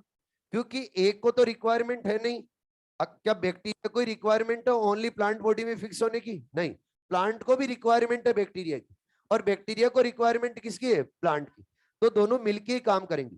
तो यहाँ पर ऑक्सिन है, वो ऑक्सिन तो बनाता है बच्चे होस्ट। अरे कौन बनाएगा? होस्ट। यानी होस्ट प्लांट तो क्या प्रोवाइड करता है? ऑक्सिन। और बच्चों साइटोकाइनिन है, वो साइटोकाइनिन कौन बनाता है? बैक्टीरियम। यानी जो बैक्टीरियम हो, बैक्टीरियम क्या बनाएगा? साइटोकाइनिन। और होस्ट सेल क्या बनाएगी बच्चे? ऑक्सिन। जब ये ऑक्सिन बनाएगी तो और साइटोकाइनिन बनेगा, तो बच्चे कहां बन रहा है? क्या कॉर्टेक्स और पेरिसाइकिल में? तो कॉर्टेक्स और पेरिसाइकिल की क्या सारी सेल डी डिफरेंशिएट हो जाएगी, या कुछ ही सेल? कुछ ही सेल। जहां पर बैक्टीरियम है, जिन जिन सेल के अंदर, कॉर्टिकल सेल के अंदर बैक्टीरियम बैठा है, जिन जिन सेल के अंदर पेरिसाइकिल के अंदर बच्चों बैक्टीरियम बैठा है, उन सेल का क्या हो जाएगा? D differentiation. सभी सेल का डी डिफरेंशिएशन नहीं हुआ। तो क्या पर्टिकुलर एरिया की सेल है उनका डी डिफरेंशिएशन हुआ है? और अगर पर्टिकुलर एरिया की सेल है उनका डी डिफरेंशिएशन हुआ है तो पर्टिकुलर एरिया के अंदर क्या होगी? सेल डिवीजन होगा। और डी डिफरेंशिएशन होते ही सेल डिवीजन की कैपेसिटी को क्या कर लिया जाता है? रीगेन। और जब रीगेन कर लेंगे तो पर्टिकुलर एरिया की सेल है उनके अंदर डिवीजन हो रहा है। जब डिवीजन हो रहा है तो न्यू सेल को पुश करने के लिए बच्चों प्लेस नहीं है, ना ऊपर ना नीचे, क्योंकि पहले ही ऑलरेडी सेल्स है। अगर इधर भी बच्चों डिवीजन होता तो पुश कर सकते थे, लेकिन अगर ये सेल है, इसके अंदर ही डिवीजन की कैपेसिटी है, बाकी सेल के अंदर डिवीजन की कैपेसिटी नहीं है। ये सेल क्या है बच्चे, मेच्योर है। तो बच्चे न्यू सेल फॉर्म हो रही है, न्यू सेल को पुश होने के लिए जगह नहीं मिलेगी। और अगर नहीं मिलेगी ऊपर नीचे पुश होने के लिए, तो वो सेल्स कहां जाएगी, क्या बाहर की तरफ निकलेगी। और जब बाहर की तरफ निकलेगी तो अपने को क्या बना हुआ नजर आएगा, ट्यूमर। ट्यूमर लाइक स्ट्रक्चर बनी हुई नजर आएगी, उसी को आप क्या बोलोगे, नोड्यूल्स। अब जब नोड्यूल्स बन जाते हैं तो मेनी सेल और मेनी सेल बच्चों एक जगह ग्रुप बनाती और एक ट्यूमर लाइक स्ट्रक्चर बनाती। और जितनी भी न्यू सेल फॉर्म होती, उन न्यू सेल के अंदर किसको बिठा दिया जाता है, राइजोबियम को। और राइजोबियम को बिठा के इन न्यू सेल्स का भी वापस क्या कर देंगे, रीडिफरेंशिएशन। और जब रीडिफरेंशिएशन कर देंगे तो ये वापस क्या बन गई है बच्चे, परमानेंट सेल। अगर परमानेंट सेल बन गई है तो बोलो इसको क्या मेच्योर नोड्यूल बोलेंगे या इमेच्योर, मेच्योर नोड्यूल। और जब मेच्योर नोड्यूल बन रहा है तो क्या नियर द वेस्कुलर टिश्यू बन रहा है। और नियर द वेस्कुलर टिश्यू बन रहा है तो फिर बच्चे डायरेक्टली ये बैक्टीरिया एटमॉस्फेरिक नाइट्रोजन को लेंगे, अमोनिया में कन्वर्ट करेंगे और किसके अंदर डाल देंगे, डायरेक्ट जाइलम में।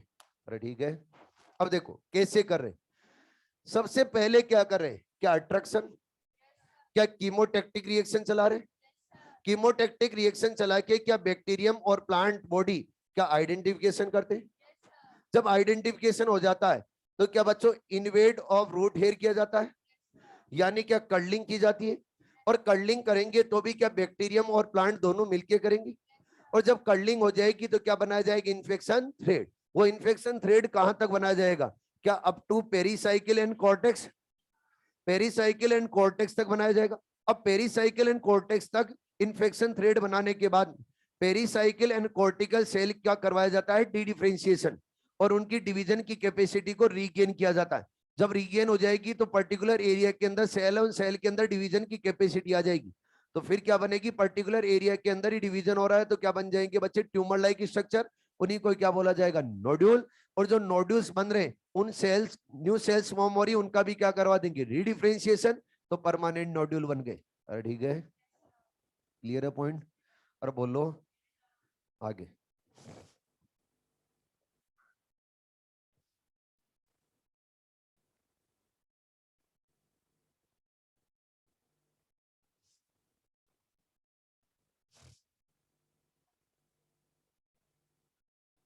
मोस्ट प्लांट्स दिखाओ।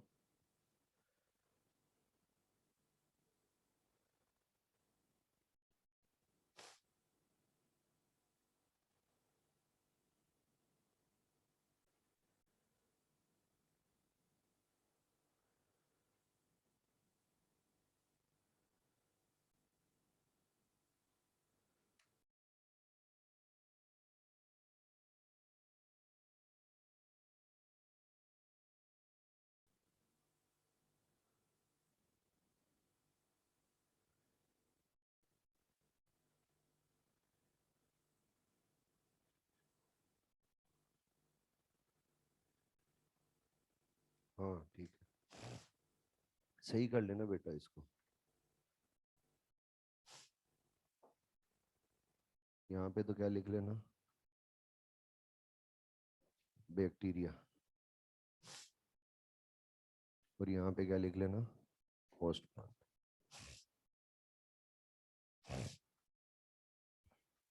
अब खींचो फोटो।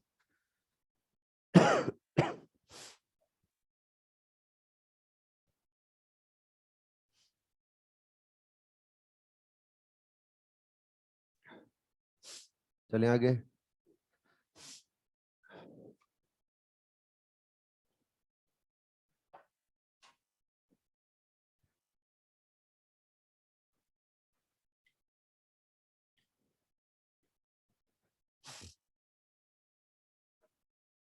नेक्स्ट पॉइंट आता है फेट ऑफ अमोनिया।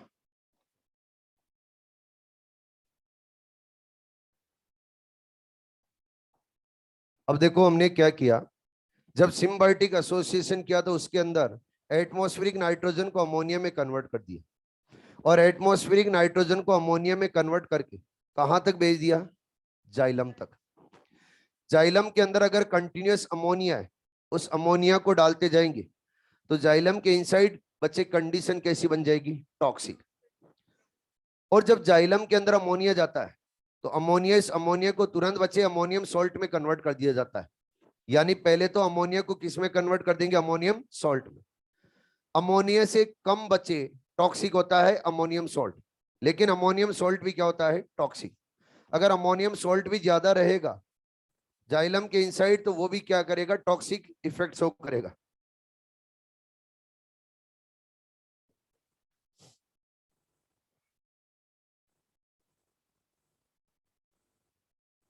टॉक्सिक क्या करना पड़ेगा, जो ये अमोनियम सॉल्ट है, इस अमोनियम सॉल्ट के अंदर जो नाइट्रोजन है, इस नाइट्रोजन को किसी अदर कंपाउंड में फिक्स कर दे। और अदर कंपाउंड में फिक्स कर देंगे तो वो कंपाउंड क्या रहेगा, नॉन टॉक्सिक। उस कंपाउंड की फॉर्म में जाइलम के इनसाइड नाइट्रोजन को हम क्या करवा देंगे, ट्रांसलोकेट। तो हम अमोनिया, इस अमोनिया को पहले किसके अंदर कन्वर्ट कर रहे हैं, अमोनियम सॉल्ट में। और अमोनियम सॉल्ट के लिए हाइड्रोजन कहां से आएंगे, आप लोगों को बताएं कि हाइड्रोजन रिलीज होते हैं, उन्हीं को यूज में लेके क्या बनाएंगे, अमोनियम सॉल्ट। अब अमोनियम सॉल्ट है, उस अमोनियम सॉल्ट में जो नाइट्रोजन है, उस नाइट्रोजन को फिक्स कर देंगे किसी कंपाउंड के अंदर। अब जब कंपाउंड में फिक्स किया जाता है तो डिफरेंट डिफरेंट प्रोसेस चलती। प्रोसेस के अंदर फर्स्ट है ट्रांस एमाइनेशन। क्या बच्चे, ट्रांस एमाइनेशन। फर्स्ट प्रोसेस का नाम क्या है, ट्रांस एमाइनेशन। ट्रांस एमाइनेशन नाम से पता चल रहा है, इसके अंदर क्या किया जाएगा, ट्रांसफर किया जाएगा अमाइनो ग्रुप को। उससे पहले एक प्रोसेस और है जिसको बोला जाता है रिडक्टिव अमाइनेशन। क्या बोला जाता है, रिडक्टिव अमाइनेशन। पहले रिडक्टिव अमाइनेशन पढ़ो, उसके बाद में क्या पढ़ेंगे, ट्रांस अमाइनेशन। रिडक्टिव अमाइनेशन के अंदर क्या करेंगे, रिडक्शन करेंगे। और रिडक्शन करेंगे और साथ में अमाइनो ग्रुप है, उस अमाइनो ग्रुप को भी क्या करेंगे, फिक्स करेंगे। तो इसको नाम क्या दिया गया है, रिडक्टिव अमाइनेशन। रिडक्टिव अमाइनेशन के अंदर रिडक्शन करेंगे तो किसका रिडक्शन करेंगे ये समझना है। आपके सामने मैंने एक कंपाउंड लिया है अल्फा कीटो ग्लूटेरिक एसिड। क्या नाम सुना आपने, ये कितने कार्बन का होता है, 5 कार्बन का। कितने कार्बन का, 5 कार्बन। अब ये जो अल्फा कीटो ग्लूटेरिक एसिड है, इस अल्फा कीटो ग्लूटेरिक एसिड के साथ में अमोनियम सॉल्ट है। क्या बच्चे, अमोनियम सॉल्ट। और अमोनियम सॉल्ट है, उससे तो क्या लेंगे, अमाइनो ग्रुप लेंगे। क्या लेंगे, अमाइनो ग्रुप। तो हमें ये जो अल्फा कीटो ग्लूटेरिक एसिड है, इसका क्या करवाना है बच्चे, अमाइनेशन करवाना। यानी अमाइनो ग्रुप इसके अंदर क्या करना है, ऐड। साथ में इसका क्या करना है, रिडक्शन। और अगर रिडक्शन करवाना है तो क्या चाहिए बच्चे, हाइड्रोजन। वो हाइड्रोजन कौन देगा, NADPH2। तो NADPH2 तो क्या देता है इसको, हाइड्रोजन। और जब हाइड्रोजन देगा तो बताओ क्या होगा, क्या रिडक्शन होगा। और यहां से अगर NH2 ग्रुप देंगे तो क्या होगा, अरे बोलो, क्या एमाइनेशन होगा। अरे क्या होगा, एमाइनेशन। ये जो प्रोसेस चलती है वो एक एंजाइम की प्रेजेंस में चलती है, और इस एंजाइम का नाम है ग्लूटामेट डिहाइड्रोजिनेज। क्या नाम है, ग्लूटामेट डिहाइड्रोजिनेज। ये ग्लूटामेट डिहाइड्रोजिनेज एंजाइम है। ये डिहाइड्रोजिनेज एंजाइम बच्चों क्या करवा रहा है, यहाँ पे रिडक्शन करवा रहा है। तो एक का तो क्या हो रहा है, ऑक्सीडेशन, और दूसरे का क्या हो रहा है, रिडक्शन। हेलो। और जब अल्फा कीटो ग्लूटेरिक एसिड का हम रिडक्शन और अमाइनेशन करवा देंगे तो आगे बनेगा बच्चे ग्लूटामिक एसिड। अरे क्या बनेगा, ग्लूटामिक एसिड, या फिर इसको ग्लूटामेट भी बोला जा सकता है। ये जो ग्लूटामिक एसिड है क्या अमाइनो एसिड है, अरे क्या है, अमाइनो एसिड। साथ में बच्चों वाटर रिलीज होगा। क्या रिलीज होगा, वाटर। और रिलीज होंगे NADP। क्या रिलीज होगा, NADP। तो देखो हमने क्या किया, अल्फा कीटो ग्लूटेरिक एसिड लिया, और इस अल्फा कीटो ग्लूटेरिक एसिड के अंदर क्या हम नाइट्रोजन को फिक्स कर चुके हैं। और जब नाइट्रोजन को फिक्स कर चुके हैं तो हमने क्या बना दिया है, ग्लूटामिक एसिड। और ये ग्लूटामिक एसिड क्या है, एक अमाइनो एसिड। अगर ये अमाइनो एसिड है तो क्या बच्चों टॉक्सिक फॉर्म है या नॉन टॉक्सिक, नॉन टॉक्सिक। यानी अमोनियम सॉल्ट है, उस अमोनियम सॉल्ट को नॉन टॉक्सिक फॉर्म में कन्वर्ट करके हमने फिक्स कर दिया किसके अंदर, ग्लूटामिक एसिड। और ये ग्लूटामिक एसिड अब बच्चों जाइलम और जाइलम के अंदर ट्रांसलोकेट हो सकता है। तो हमने बोला था कि अमाइनो एसिड की फॉर्म में भी नाइट्रोजन ट्रांसलोकेट होते हैं, ऑर्गेनिक फॉर्म में, पढ़ा था लास्ट क्लास में, याद हो तो। उसके अलावा नेक्स्ट प्रोसेस है बच्चे ट्रांस एमाइनेशन। कौन सी है? ट्रांस एमाइनेशन। जब हम ट्रांस एमाइनेशन की बात करें तो जो आपने ग्लूटामिक एसिड बनाया है इसी को यूज में लेके हम दूसरा अमाइनो एसिड भी बना सकते हैं। ये भी जाइलम में चलती है प्रोसेस। अब ट्रांस एमाइनेशन में क्या किया जाएगा? अमाइनो ग्रुप को ट्रांसफर किया जाएगा one compound to another compound. तो एक तो बच्चे अमाइनो एसिड लेंगे, तो मैं आपके सामने रख रहा हूं अमाइनो एसिड। अमाइनो एसिड, उस अमाइनो एसिड के अंदर एक तो कार्बोक्सिलिक ग्रुप होता है और क्या एक अमाइनो ग्रुप होता है। और अमाइनो एसिड का अगर जनरल हम फॉर्मूला देखेंगे तो क्या यही होती है जनरल स्ट्रक्चर? तो ये क्या है? Amino acid. साथ में ही बच्चों एक होता है कीटो एसिड। क्या लेंगे हम? Keto acid. तो ये ले रहा हूं कीटोनिक ग्रुप, और कीटोनिक ग्रुप के साथ में कौन सा ग्रुप है? Acidic group. तो इसको नाम क्या दिया जाएगा? Keto acid. अब देखो, हमने बोला है ट्रांसफर करेंगे क्या हम? Amino group. तो अमाइनो ग्रुप कहां से कहां ट्रांसफर करेंगे? जो बच्चों अमाइनो एसिड है, इस अमाइनो एसिड के अंदर जो अमाइनो ग्रुप है, इस अमाइनो ग्रुप को ट्रांसफर कर देंगे कीटो ग्रुप के साथ में। तो कीटो ग्रुप हो, कीटो ग्रुप तो किसके अंदर आ जाएगा? अमाइनो एसिड में। और जो अमाइनो ग्रुप हो किसके अंदर ट्रांसफर हो जाएगा? कीटो एसिड में। तो हम बोलेंगे कि यहाँ पे अमाइनो ग्रुप है, इस अमाइनो ग्रुप का डोनर कौन है? बताओ, अमाइनो डोनर कौन है? Amino acid. तो बताओ अमाइनो एक्सेप्टर कौन है? अरे बोलो, कौन रहेगा? Keto acid. जब ये प्रोसेस चलेगी तो इसको भी रन करने के लिए एक एंजाइम रिक्वायर्ड होता है, और उस एंजाइम का नाम है ट्रांस एमाइनेज। अरे क्या नाम है? ट्रांस एमाइनेज। ट्रांस एमाइनेज एंजाइम जब प्रोसेस को रन करेगा तो क्या बनेगा? क्या एक न्यू कीटो एसिड बन गया है? अरे बोलो, ये न्यू बना है या ओल्ड ही है? न्यू। क्या हमने चेंज करके बनाया ग्रुप को? तो ये तो क्या बन गया है? Keto acid. साथ में क्या हमने बच्चे क्या न्यू अमाइनो एसिड बना दिया है? अरे बोलो, क्या बना दिया है? New amino acid. तो मैं बोलूंगा ये क्या बन गया? Other amino acid. समझ में आया क्या कुछ? जिनको नहीं आया एग्जाम्पल से समझते हैं। जब बच्चों ट्रांस एमाइनेशन से बनाया जाता है तो कैसे? ये आपके सामने है ग्लूटामिक एसिड। क्या बच्चे? Glutamic acid. बताओ क्या अमाइनो एसिड है ये? अरे बोलो। और बच्चों एक ले रहा हूं मैं यहाँ पे ऑक्जेलो एसिडिक एसिड। ये ऑक्जेलो एसिडिक एसिड है कीटो एसिड। क्या है? Keto acid. अब ये प्रोसेस चलेगी किसकी प्रेजेंस में? क्या ट्रांस अमाइनेज एंजाइम की प्रेजेंस में। और जब प्रोसेस चलेगी तो ये ग्लूटामिक एसिड क्या रहेगा? क्या अमाइनो डोनर रहेगा? और ये ऑक्जिलो एसिडिक एसिड क्या होगा? क्या अमाइनो एक्सेप्टर होगा? तो ये ऑक्जिलो एसिडिक एसिड में हम अगर अमाइनो ग्रुप ऐड कर देंगे, कीटो ग्रुप को अगर रिमूव कर देंगे, तो नेक्स्ट बच्चों एक अमाइनो एसिड बनेगा न्यू, और न्यू अमाइनो एसिड का नाम है एस्पार्टिक एसिड। अरे क्या नाम है? Aspartic acid. और साथ में बन जाएगा अल्फा कीटो ग्लूटेरिक एसिड। यानी ये क्या बन गया? New keto acid. और ये क्या बन गया? New amino acid. हेलो। अगर बच्चों ग्लूटामिक एसिड है, उस ग्लूटामिक एसिड के साथ में अगर पायरविक एसिड है, तो पायरविक एसिड यहां पे क्या रहेगा? कीटो एसिड रहेगा। और ग्लूटामिक एसिड क्या है? Amino acid. इससे भी हम ट्रांस अमाइनेज एंजाइम की हेल्प से बना सकते हैं न्यू अमाइनो एसिड। तो जब हम ट्रांसफर करेंगे अमाइनो ग्रुप को तो न्यू अमाइनो एसिड बनेगा, वो बनेगा एलेनिन, और उसके साथ में बनेगा अल्फा कीटो ग्लूटेरिक एसिड। और बोलो, तो क्या कर रहे हैं एक्चुअल में हम? जाइलम के इनसाइड जो अमोनियम सॉल्ट है, उस अमोनियम सॉल्ट को हम कन्वर्ट करें किसके अंदर? अमाइनो एसिड में। और अमाइनो एसिड के अंदर उस नाइट्रोजन को फिक्स करके क्या ऑर्गेनिक फॉर्म में नाइट्रोजन को ट्रांसलोकेट करवा रहे? अरे बोलो। अगला पॉइंट हटा दूं ये? अरे हटा दूं?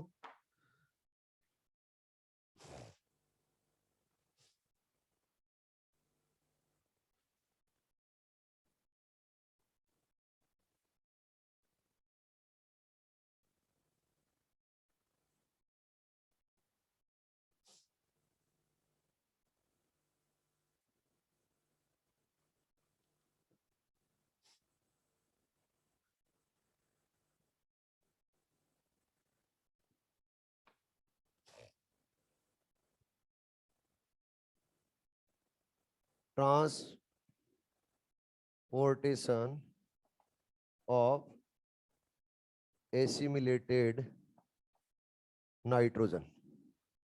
जो हमने नाइट्रोजन फिक्स किए उसको हम क्या करेंगे बच्चे, ट्रांसपोर्ट। अब ट्रांसपोर्ट कर सकते हैं तो अमाइनो एसिड की फॉर्म में भी कर सकते हैं, लेकिन बच्चे अमाइनो एसिड से भी हम नेक्स्ट कंपाउंड भी बना सकते हैं।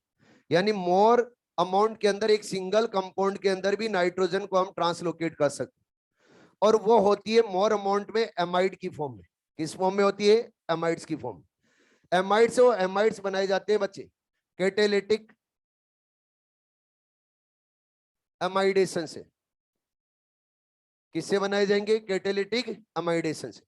कैटालिटिक एमाइडेशन से क्या किया जाता है, जो अमाइनो एसिड होते हैं उन अमाइनो एसिड के अंदर हम बचे और NH2 ग्रुप ऐड कर देंगे, और और NH2 ग्रुप ऐड कर देंगे तो जो न्यू कंपाउंड बनेगा वो मोर नाइट्रोजन कंटेनिंग कंपाउंड होगा, और उसके अंदर जो ग्रुप रहेगा वो कौन सा रहेगा, एमाइड।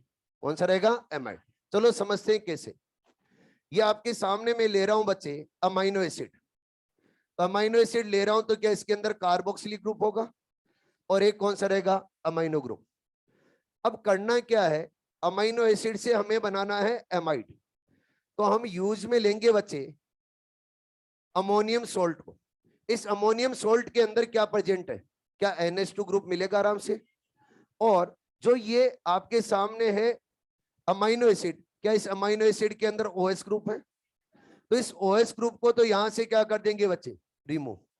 और इस OH ग्रुप की जगह कौन सा ग्रुप ऐड कर देंगे, अमाइनो ग्रुप। अगर OH ग्रुप की जगह अमाइनो ग्रुप ऐड कर देंगे तो बताओ क्या बनेगा, क्या बच्चे एमाइड बन जाएगा। अरे क्या बन जाएगा, एमाइड। CONH2 बन रहा है, तो ये क्या बन गया है, एमाइड। अब हम बोल रहे हैं कि इस अमाइनो एसिड के अंदर कार्बन थे 5, तो बताओ नाइट्रोजन कितना था, क्या 1 था। नाइट्रोजन कितना था, 1। अब बच्चों यहां पर भी कार्बन नंबर में तो कोई चेंज नहीं हुआ है, कार्बन कितने, 5। लेकिन नाइट्रोजन और उस नाइट्रोजन के नंबर कितने होंगे, 2। यानी अमाइनो एसिड के कंपैरिजन में अमाइड और अमाइड क्या नाइट्रोजन को मोर कैरी करते। अरे बोलो, ऐसे हम क्या कर सकते हैं, ग्लूटामिक एसिड है, इस ग्लूटामिक एसिड को, ग्लूटामिक एसिड है, इस ग्लूटामिक एसिड को हम कन्वर्ट कर सकते हैं किसके अंदर, अमाइड में। एस्पार्टिक एसिड है, इस एस्पार्टिक एसिड को भी हम कन्वर्ट कर सकते हैं किसके अंदर, अमाइड में। ग्लूटामिक एसिड है, एस्पार्टिक एसिड है, उस एस्पार्टिक एसिड से बनता है बच्चे एस्पार्जिन। क्या बनता है, एस्पार्जिन। और ग्लूटामिक एसिड से बनेगा ग्लूटामाइन। क्या बनेगा, ग्लूटामाइन। अगर ये बन रहा है तो ये दोनों के दोनों क्या रहेंगे बच्चे, एमाइड। और एमाइड होंगे तो एमाइड क्या नाइट्रोजन कंटेंट मोर रखते हैं। अरे बोलो बच्चों, एक सोयाबीन प्लांट का नाम है, और उस सोयाबीन और सोयाबीन के अंदर नाइट्रोजन को कैरी करने के लिए बनता है कंपाउंड जिसका नाम है यूरिडेज। क्या नाम है, यूरिडेज। यूरिडेज यूरिडेज एमाइडोस एमाइड से भी नाइट्रोजन मोर रखता है, एमाइड से भी नाइट्रोजन क्या रखता है, मोर। अब बताओ सबसे ज्यादा नाइट्रोजन कौन रखेगा, क्या यूरिडेज रखेगा। यूरिडेज से कम कौन रखता है, एमाइड। और एमाइड से कम कौन रखता है, अमाइनो एसिड। तो बच्चों आपसे पूछा जाए कि जब नाइट्रोजन और उस नाइट्रोजन को कैरी करना है जाइलम के थ्रू, तो सबसे ज्यादा नाइट्रोजन कौन कैरी करता है, यूरिडेज। उससे कम कौन करेगा, एमाइड। और उससे कम कौन करेगा, अमाइनो एसिड। जब ट्रांसलोकेशन होता है एसिमिलेटेड नाइट्रोजन का, ट्रांसलोकेशन होता है एसिमिलेटेड नाइट्रोजन का, तो ये एसिमिलेटेड नाइट्रोजन अमाइनो एसिड की फॉर्म में भी ट्रांसलोकेट हो सकती है बच्चों, ये ट्रांसलोकेट हो सकती है एमाइड की फॉर्म में भी। और सोयाबीन के अंदर स्पेशल कंपाउंड बनता है जिसका नाम क्या है, यूरिडेज। अरे ठीक है, अरे बोलो समझ में आ रहा है नहीं आ रहा है, आगे। ये तो बच्चों क्या कंप्लीट हुआ है, नाइट्रोजन फिक्सेशन। अभी तक नाइट्रोजन फिक्सेशन ही कंप्लीट हुआ है। अब अगर और स्टेप देखें नाइट्रोजन साइकिल की, तो नाइट्रोजन साइकिल के अंदर एक आ रहा था अमोनिफिकेशन। चलो अमोनिफिकेशन के बारे में भी बात कर लेते हैं। हटा दूं ये, रो मत, चैप्टर कंप्लीट करते हैं।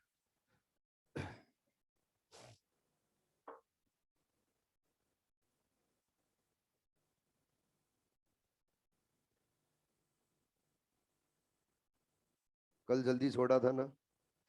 हाँ तो 5 जोठो अमोनिफिकेशन। अमोनिफिकेशन है, ये अमोनिफिकेशन बायोलॉजिकली फॉर्म में होता है, अबायोलॉजिकल फॉर्म में नहीं होता। जो भी बच्चों डिकेइंग बायोमास है, उस डिकेइंग बायोमास में जो प्रोटीन है, उस प्रोटीन को अमोनिफिकेशन प्रोसेस से कन्वर्ट किया जाता है अमोनिया में। और जब अमोनिया में कन्वर्ट करते तो कुछ लिविंग ऑर्गेनिज्म की हेल्प से किया जाता है, और वो क्या है? बैक्टीरिया। बैक्टीरिया बच्चे डिकेइंग बायोमास को डिकम्पोज करने के लिए जाएंगे, और जब डिकम्पोज करने के लिए जाएंगे तो जो प्रोटीन प्रेजेंट है, उस प्रोटीन को सबसे पहले वो अमीनो एसिड में कन्वर्ट करेंगे। अमीनो एसिड, उस अमीनो एसिड को फिर ये कन्वर्ट कर देते हैं अमोनिया और ऑर्गेनिक कंपाउंड में। तो सबसे पहले जो डिकेइंग मैटर में प्रोटीन है, क्या बोल रहा हूं, डिकेइंग मैटर में जो प्रोटीन है, उस प्रोटीन को बच्चे क्या किया जाता है? ब्रेक। और जब प्रोटीन को ब्रेक करते हैं तो एंजाइम चाहिए होता है जिसका नाम है प्रोटीएज। क्या नाम है? प्रोटीएज। नाम सुना हुआ आपका? प्रोटीएज से क्या बनते हैं? Amino acid. अब इस अमीनो एसिड को आगे बेसिलस और बेसिलस बैक्टीरिया, कौन से बैक्टीरिया? बेसिलस।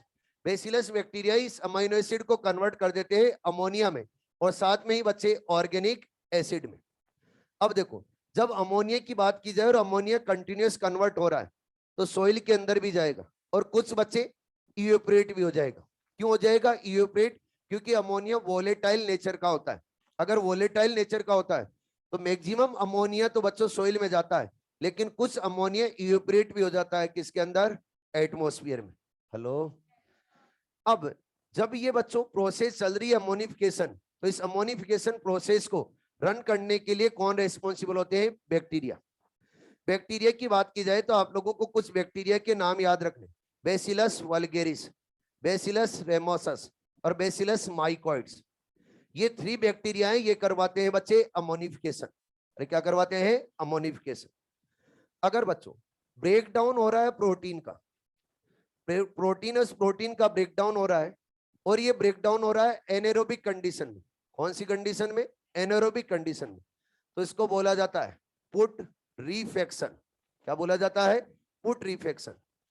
और अगर ब्रेक डाउन हो रहा है प्रोटीन का, और ब्रेक डाउन हो रहा है प्रोटीन का, और प्रोटीन का ब्रेकडाउन अगर एरोबिक कंडीशन में हो रहा है, कौन सी कंडीशन में? एरोबिक, तो इसको बोला जाता है बच्चे डीकेइंग। क्या बोला जाता है? डीके। तो याद रखना है, डीके कब बोलेंगे? जब बच्चों एरोबिक कंडीशन के अंदर प्रोटीन का ब्रेकडाउन हो रहा है तो क्या बोला जाएगा? डीके। अगर प्रोटीन का ब्रेकडाउन हो रहा है और वो एनेरोबिक कंडीशन में हो रहा है तो क्या बोला जाएगा बच्चे?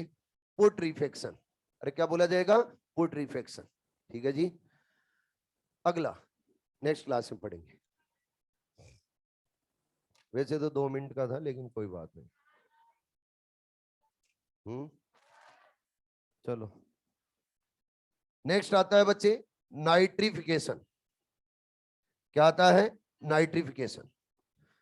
आप लोगों को बता रखा है कि अगर अमोनिया को नाइट्राइट और नाइट्रेट में कन्वर्ट करेंगे तो क्या बोला जाएगा? नाइट्रिफिकेशन। ये अमोनिया कहाँ है? क्या सोइल में है? अब इस अमोनिया को आगे कन्वर्ट किया जाएगा। ये जैसे अमोनिया, इस अमोनिया को आगे कन्वर्ट किया जाएगा, और ये सबसे पहले कन्वर्ट किया जाएगा बच्चे नाइट्राइट में। अरे किसके अंदर? नाइट्राइट में। नाइट्राइट में कन्वर्ट करेंगे, और अमोनिया को अगर नाइट्राइट में कन्वर्ट करें तो एक बैक्टीरिया रिक्वायर्ड होता है। उस बैक्टीरिया का नाम है नाइट्रोसोमोनास। इसी बैक्टीरिया का एक और नाम है नाइट्रोकोकस। क्या नाम है? नाइट्रोकोकस। ये बैक्टीरिया बच्चों क्या बना रहा है? नाइट्राइट। क्या बना रहा है? नाइट्राइट। साथ में वाटर मॉलिक्यूल रिलीज होंगे। क्या रिलीज होंगे? Water molecule. और बच्चों साथ में रिलीज होते हैं एनर्जी। क्या रिलीज होती है? एनर्जी। हाइड्रोजन भी रिलीज होंगे। अपने को मतलब है यहाँ पे नाइट्राइट से और एनर्जी से। जो एनर्जी रिलीज हो रही है उस एनर्जी को ये यूज में लेते हैं, और यूज में लेके बनाते हैं बच्चे फूड। अरे क्या बनाते हैं? फूड। ये प्रोसेस में क्या हो रहा है? ऑक्सीडेशन हो रहा है, रिडक्शन हो रहा है? ऑक्सीडेशन। तो केमिकल, उस केमिकल के ऑक्सीडेशन से रिलीज होने वाली एनर्जी है, उस एनर्जी का यूज करके ये बच्चों फूड का सिंथेसिस कर रहा है। तो इसको क्या बोला जाए? फोटोऑटोट्रॉप या कीमोटोट्रॉप? कीमोटोट्रॉप। वो कीमोटोट्रॉप का एक एग्जांपल आ गया आपके सामने, कौन सा है? नाइट्रोसोमोनास।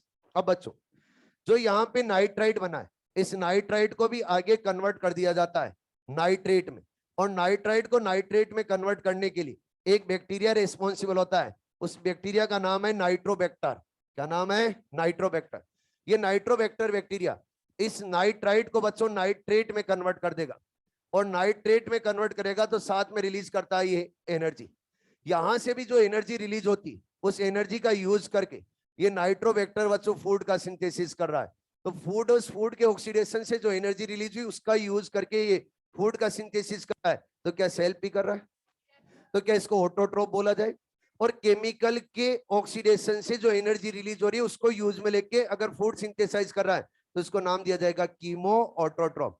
कीमो ऑटोट्रोप के दो ही एग्जांपल याद रखने, एक तो कौन सा है? नाइट्रोसोमोनास, और दूसरा कौन सा है? नाइट्रोबैक्टर। अरे ठीक है बच्चों, जब ये अगर नाइट्राइट है, ये नाइट्रेट और नाइट्राइट प्लांट बॉडी में चला गया, तो प्लांट बॉडी में जाने के बाद में कहां जाएगा? लीफ में। कहां ले गया हूं मैं? लीफ में। लीफ की ये सेल है, लीफ की ये क्या है? सेल। इस सेल के अंदर क्या चला गया है बच्चे? नाइट्रेट। अगर नाइट्रेट गया है तो इस नाइट्रेट को वापस साइटोप्लाज्म में कन्वर्ट किया जाता है नाइट्राइट में, और जो कन्वर्ट करता है उसका नाम है एंजाइम का नाइट्रेट रिडक्टेज। अरे क्या नाम है? Nitrate reductase. जब ये नाइट्राइट बन गया तो अब इस नाइट्राइट को आगे ट्रांसफर किया जाता है बच्चे क्लोरोप्लास्ट में। अरे किसके अंदर? क्लोरोप्लास्ट में। और जब क्लोरोप्लास्ट में जाता है तो क्लोरोप्लास्ट में जाने पे जो ये नाइट्राइट है, इस नाइट्राइट को कन्वर्ट कर दिया जाता है बच्चे अमोनिया में।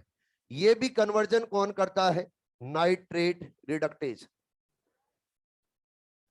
Sorry nitrite reductase. कौन सा है बच्चे? Nitrite reductase. ये नाइट्राइट रिडक्टेज है। नाइट्राइट रिडक्टेज क्या करेगा? नाइट्राइट को किस में कन्वर्ट कर देगा बच्चे? अमोनिया में।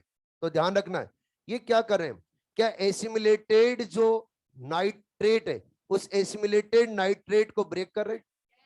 अरे बोलो। तो आपसे क्वेश्चन पूछा जाए कि एसिमिलेटेड जो नाइट्रेट है उसका ब्रेकडाउन करते तो कहां पे करते? लीफ की सेल्स के अंदर। साइटोप्लाज्म में क्या किया जाता है कि नाइट्रेट को नाइट्राइट में कन्वर्ट किया जाता है, और फिर बच्चे क्लोरोप्लास्ट के अंदर नाइट्राइट इसको किस में कन्वर्ट कर देंगे? अमोनिया में। क्लियर? अगला और लास्ट एंड फाइनल क्या है? डीनाइट्रिफिकेशन।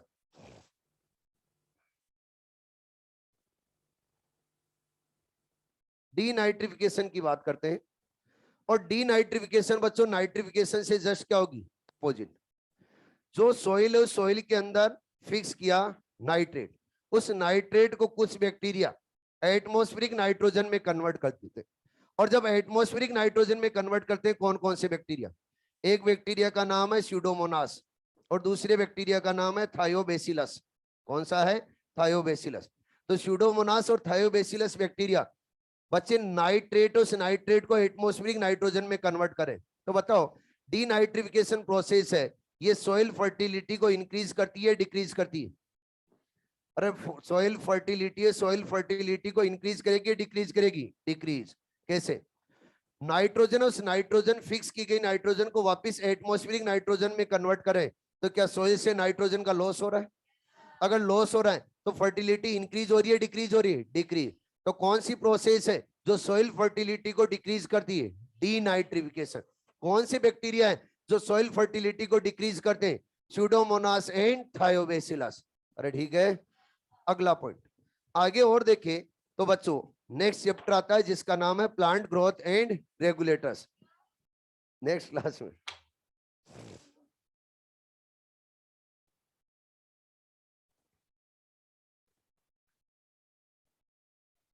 बोलो ना क्या पूछा था?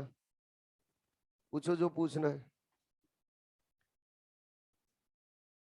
टेस्ट का सिलेबस बता देता हूं आपको आज ही, ऑनलाइन वाले सुन ले। Ammonification bacteria Bacillus vulgaris, Bacillus ramosus, Bacillus माइकोइड्स।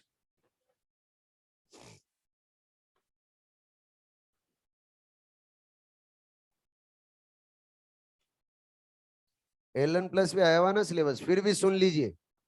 Photosynthesis in higher plants, respiration in plants, enzyme transport in plant. Mineral नहीं आ रहा है। इसके अलावा प्लांट ग्रोथ एंड डेवलपमेंट भी नहीं आ रहा है। बाकी प्लांट फिजियोलॉजी कंप्लीट आ रही है। हो जाएगा अपलोड, कल की क्लास भी अपलोड हो जाएगी।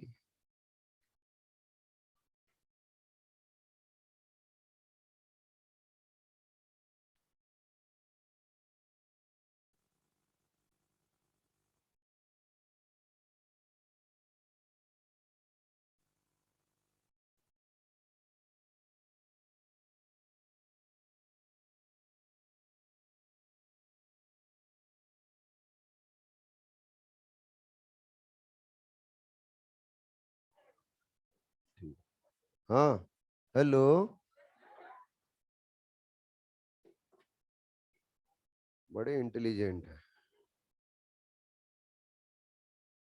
एपोप्लास्ट में कहाँ सिलेक्टिव होता है?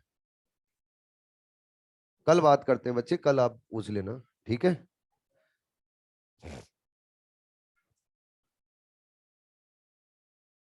Thank you.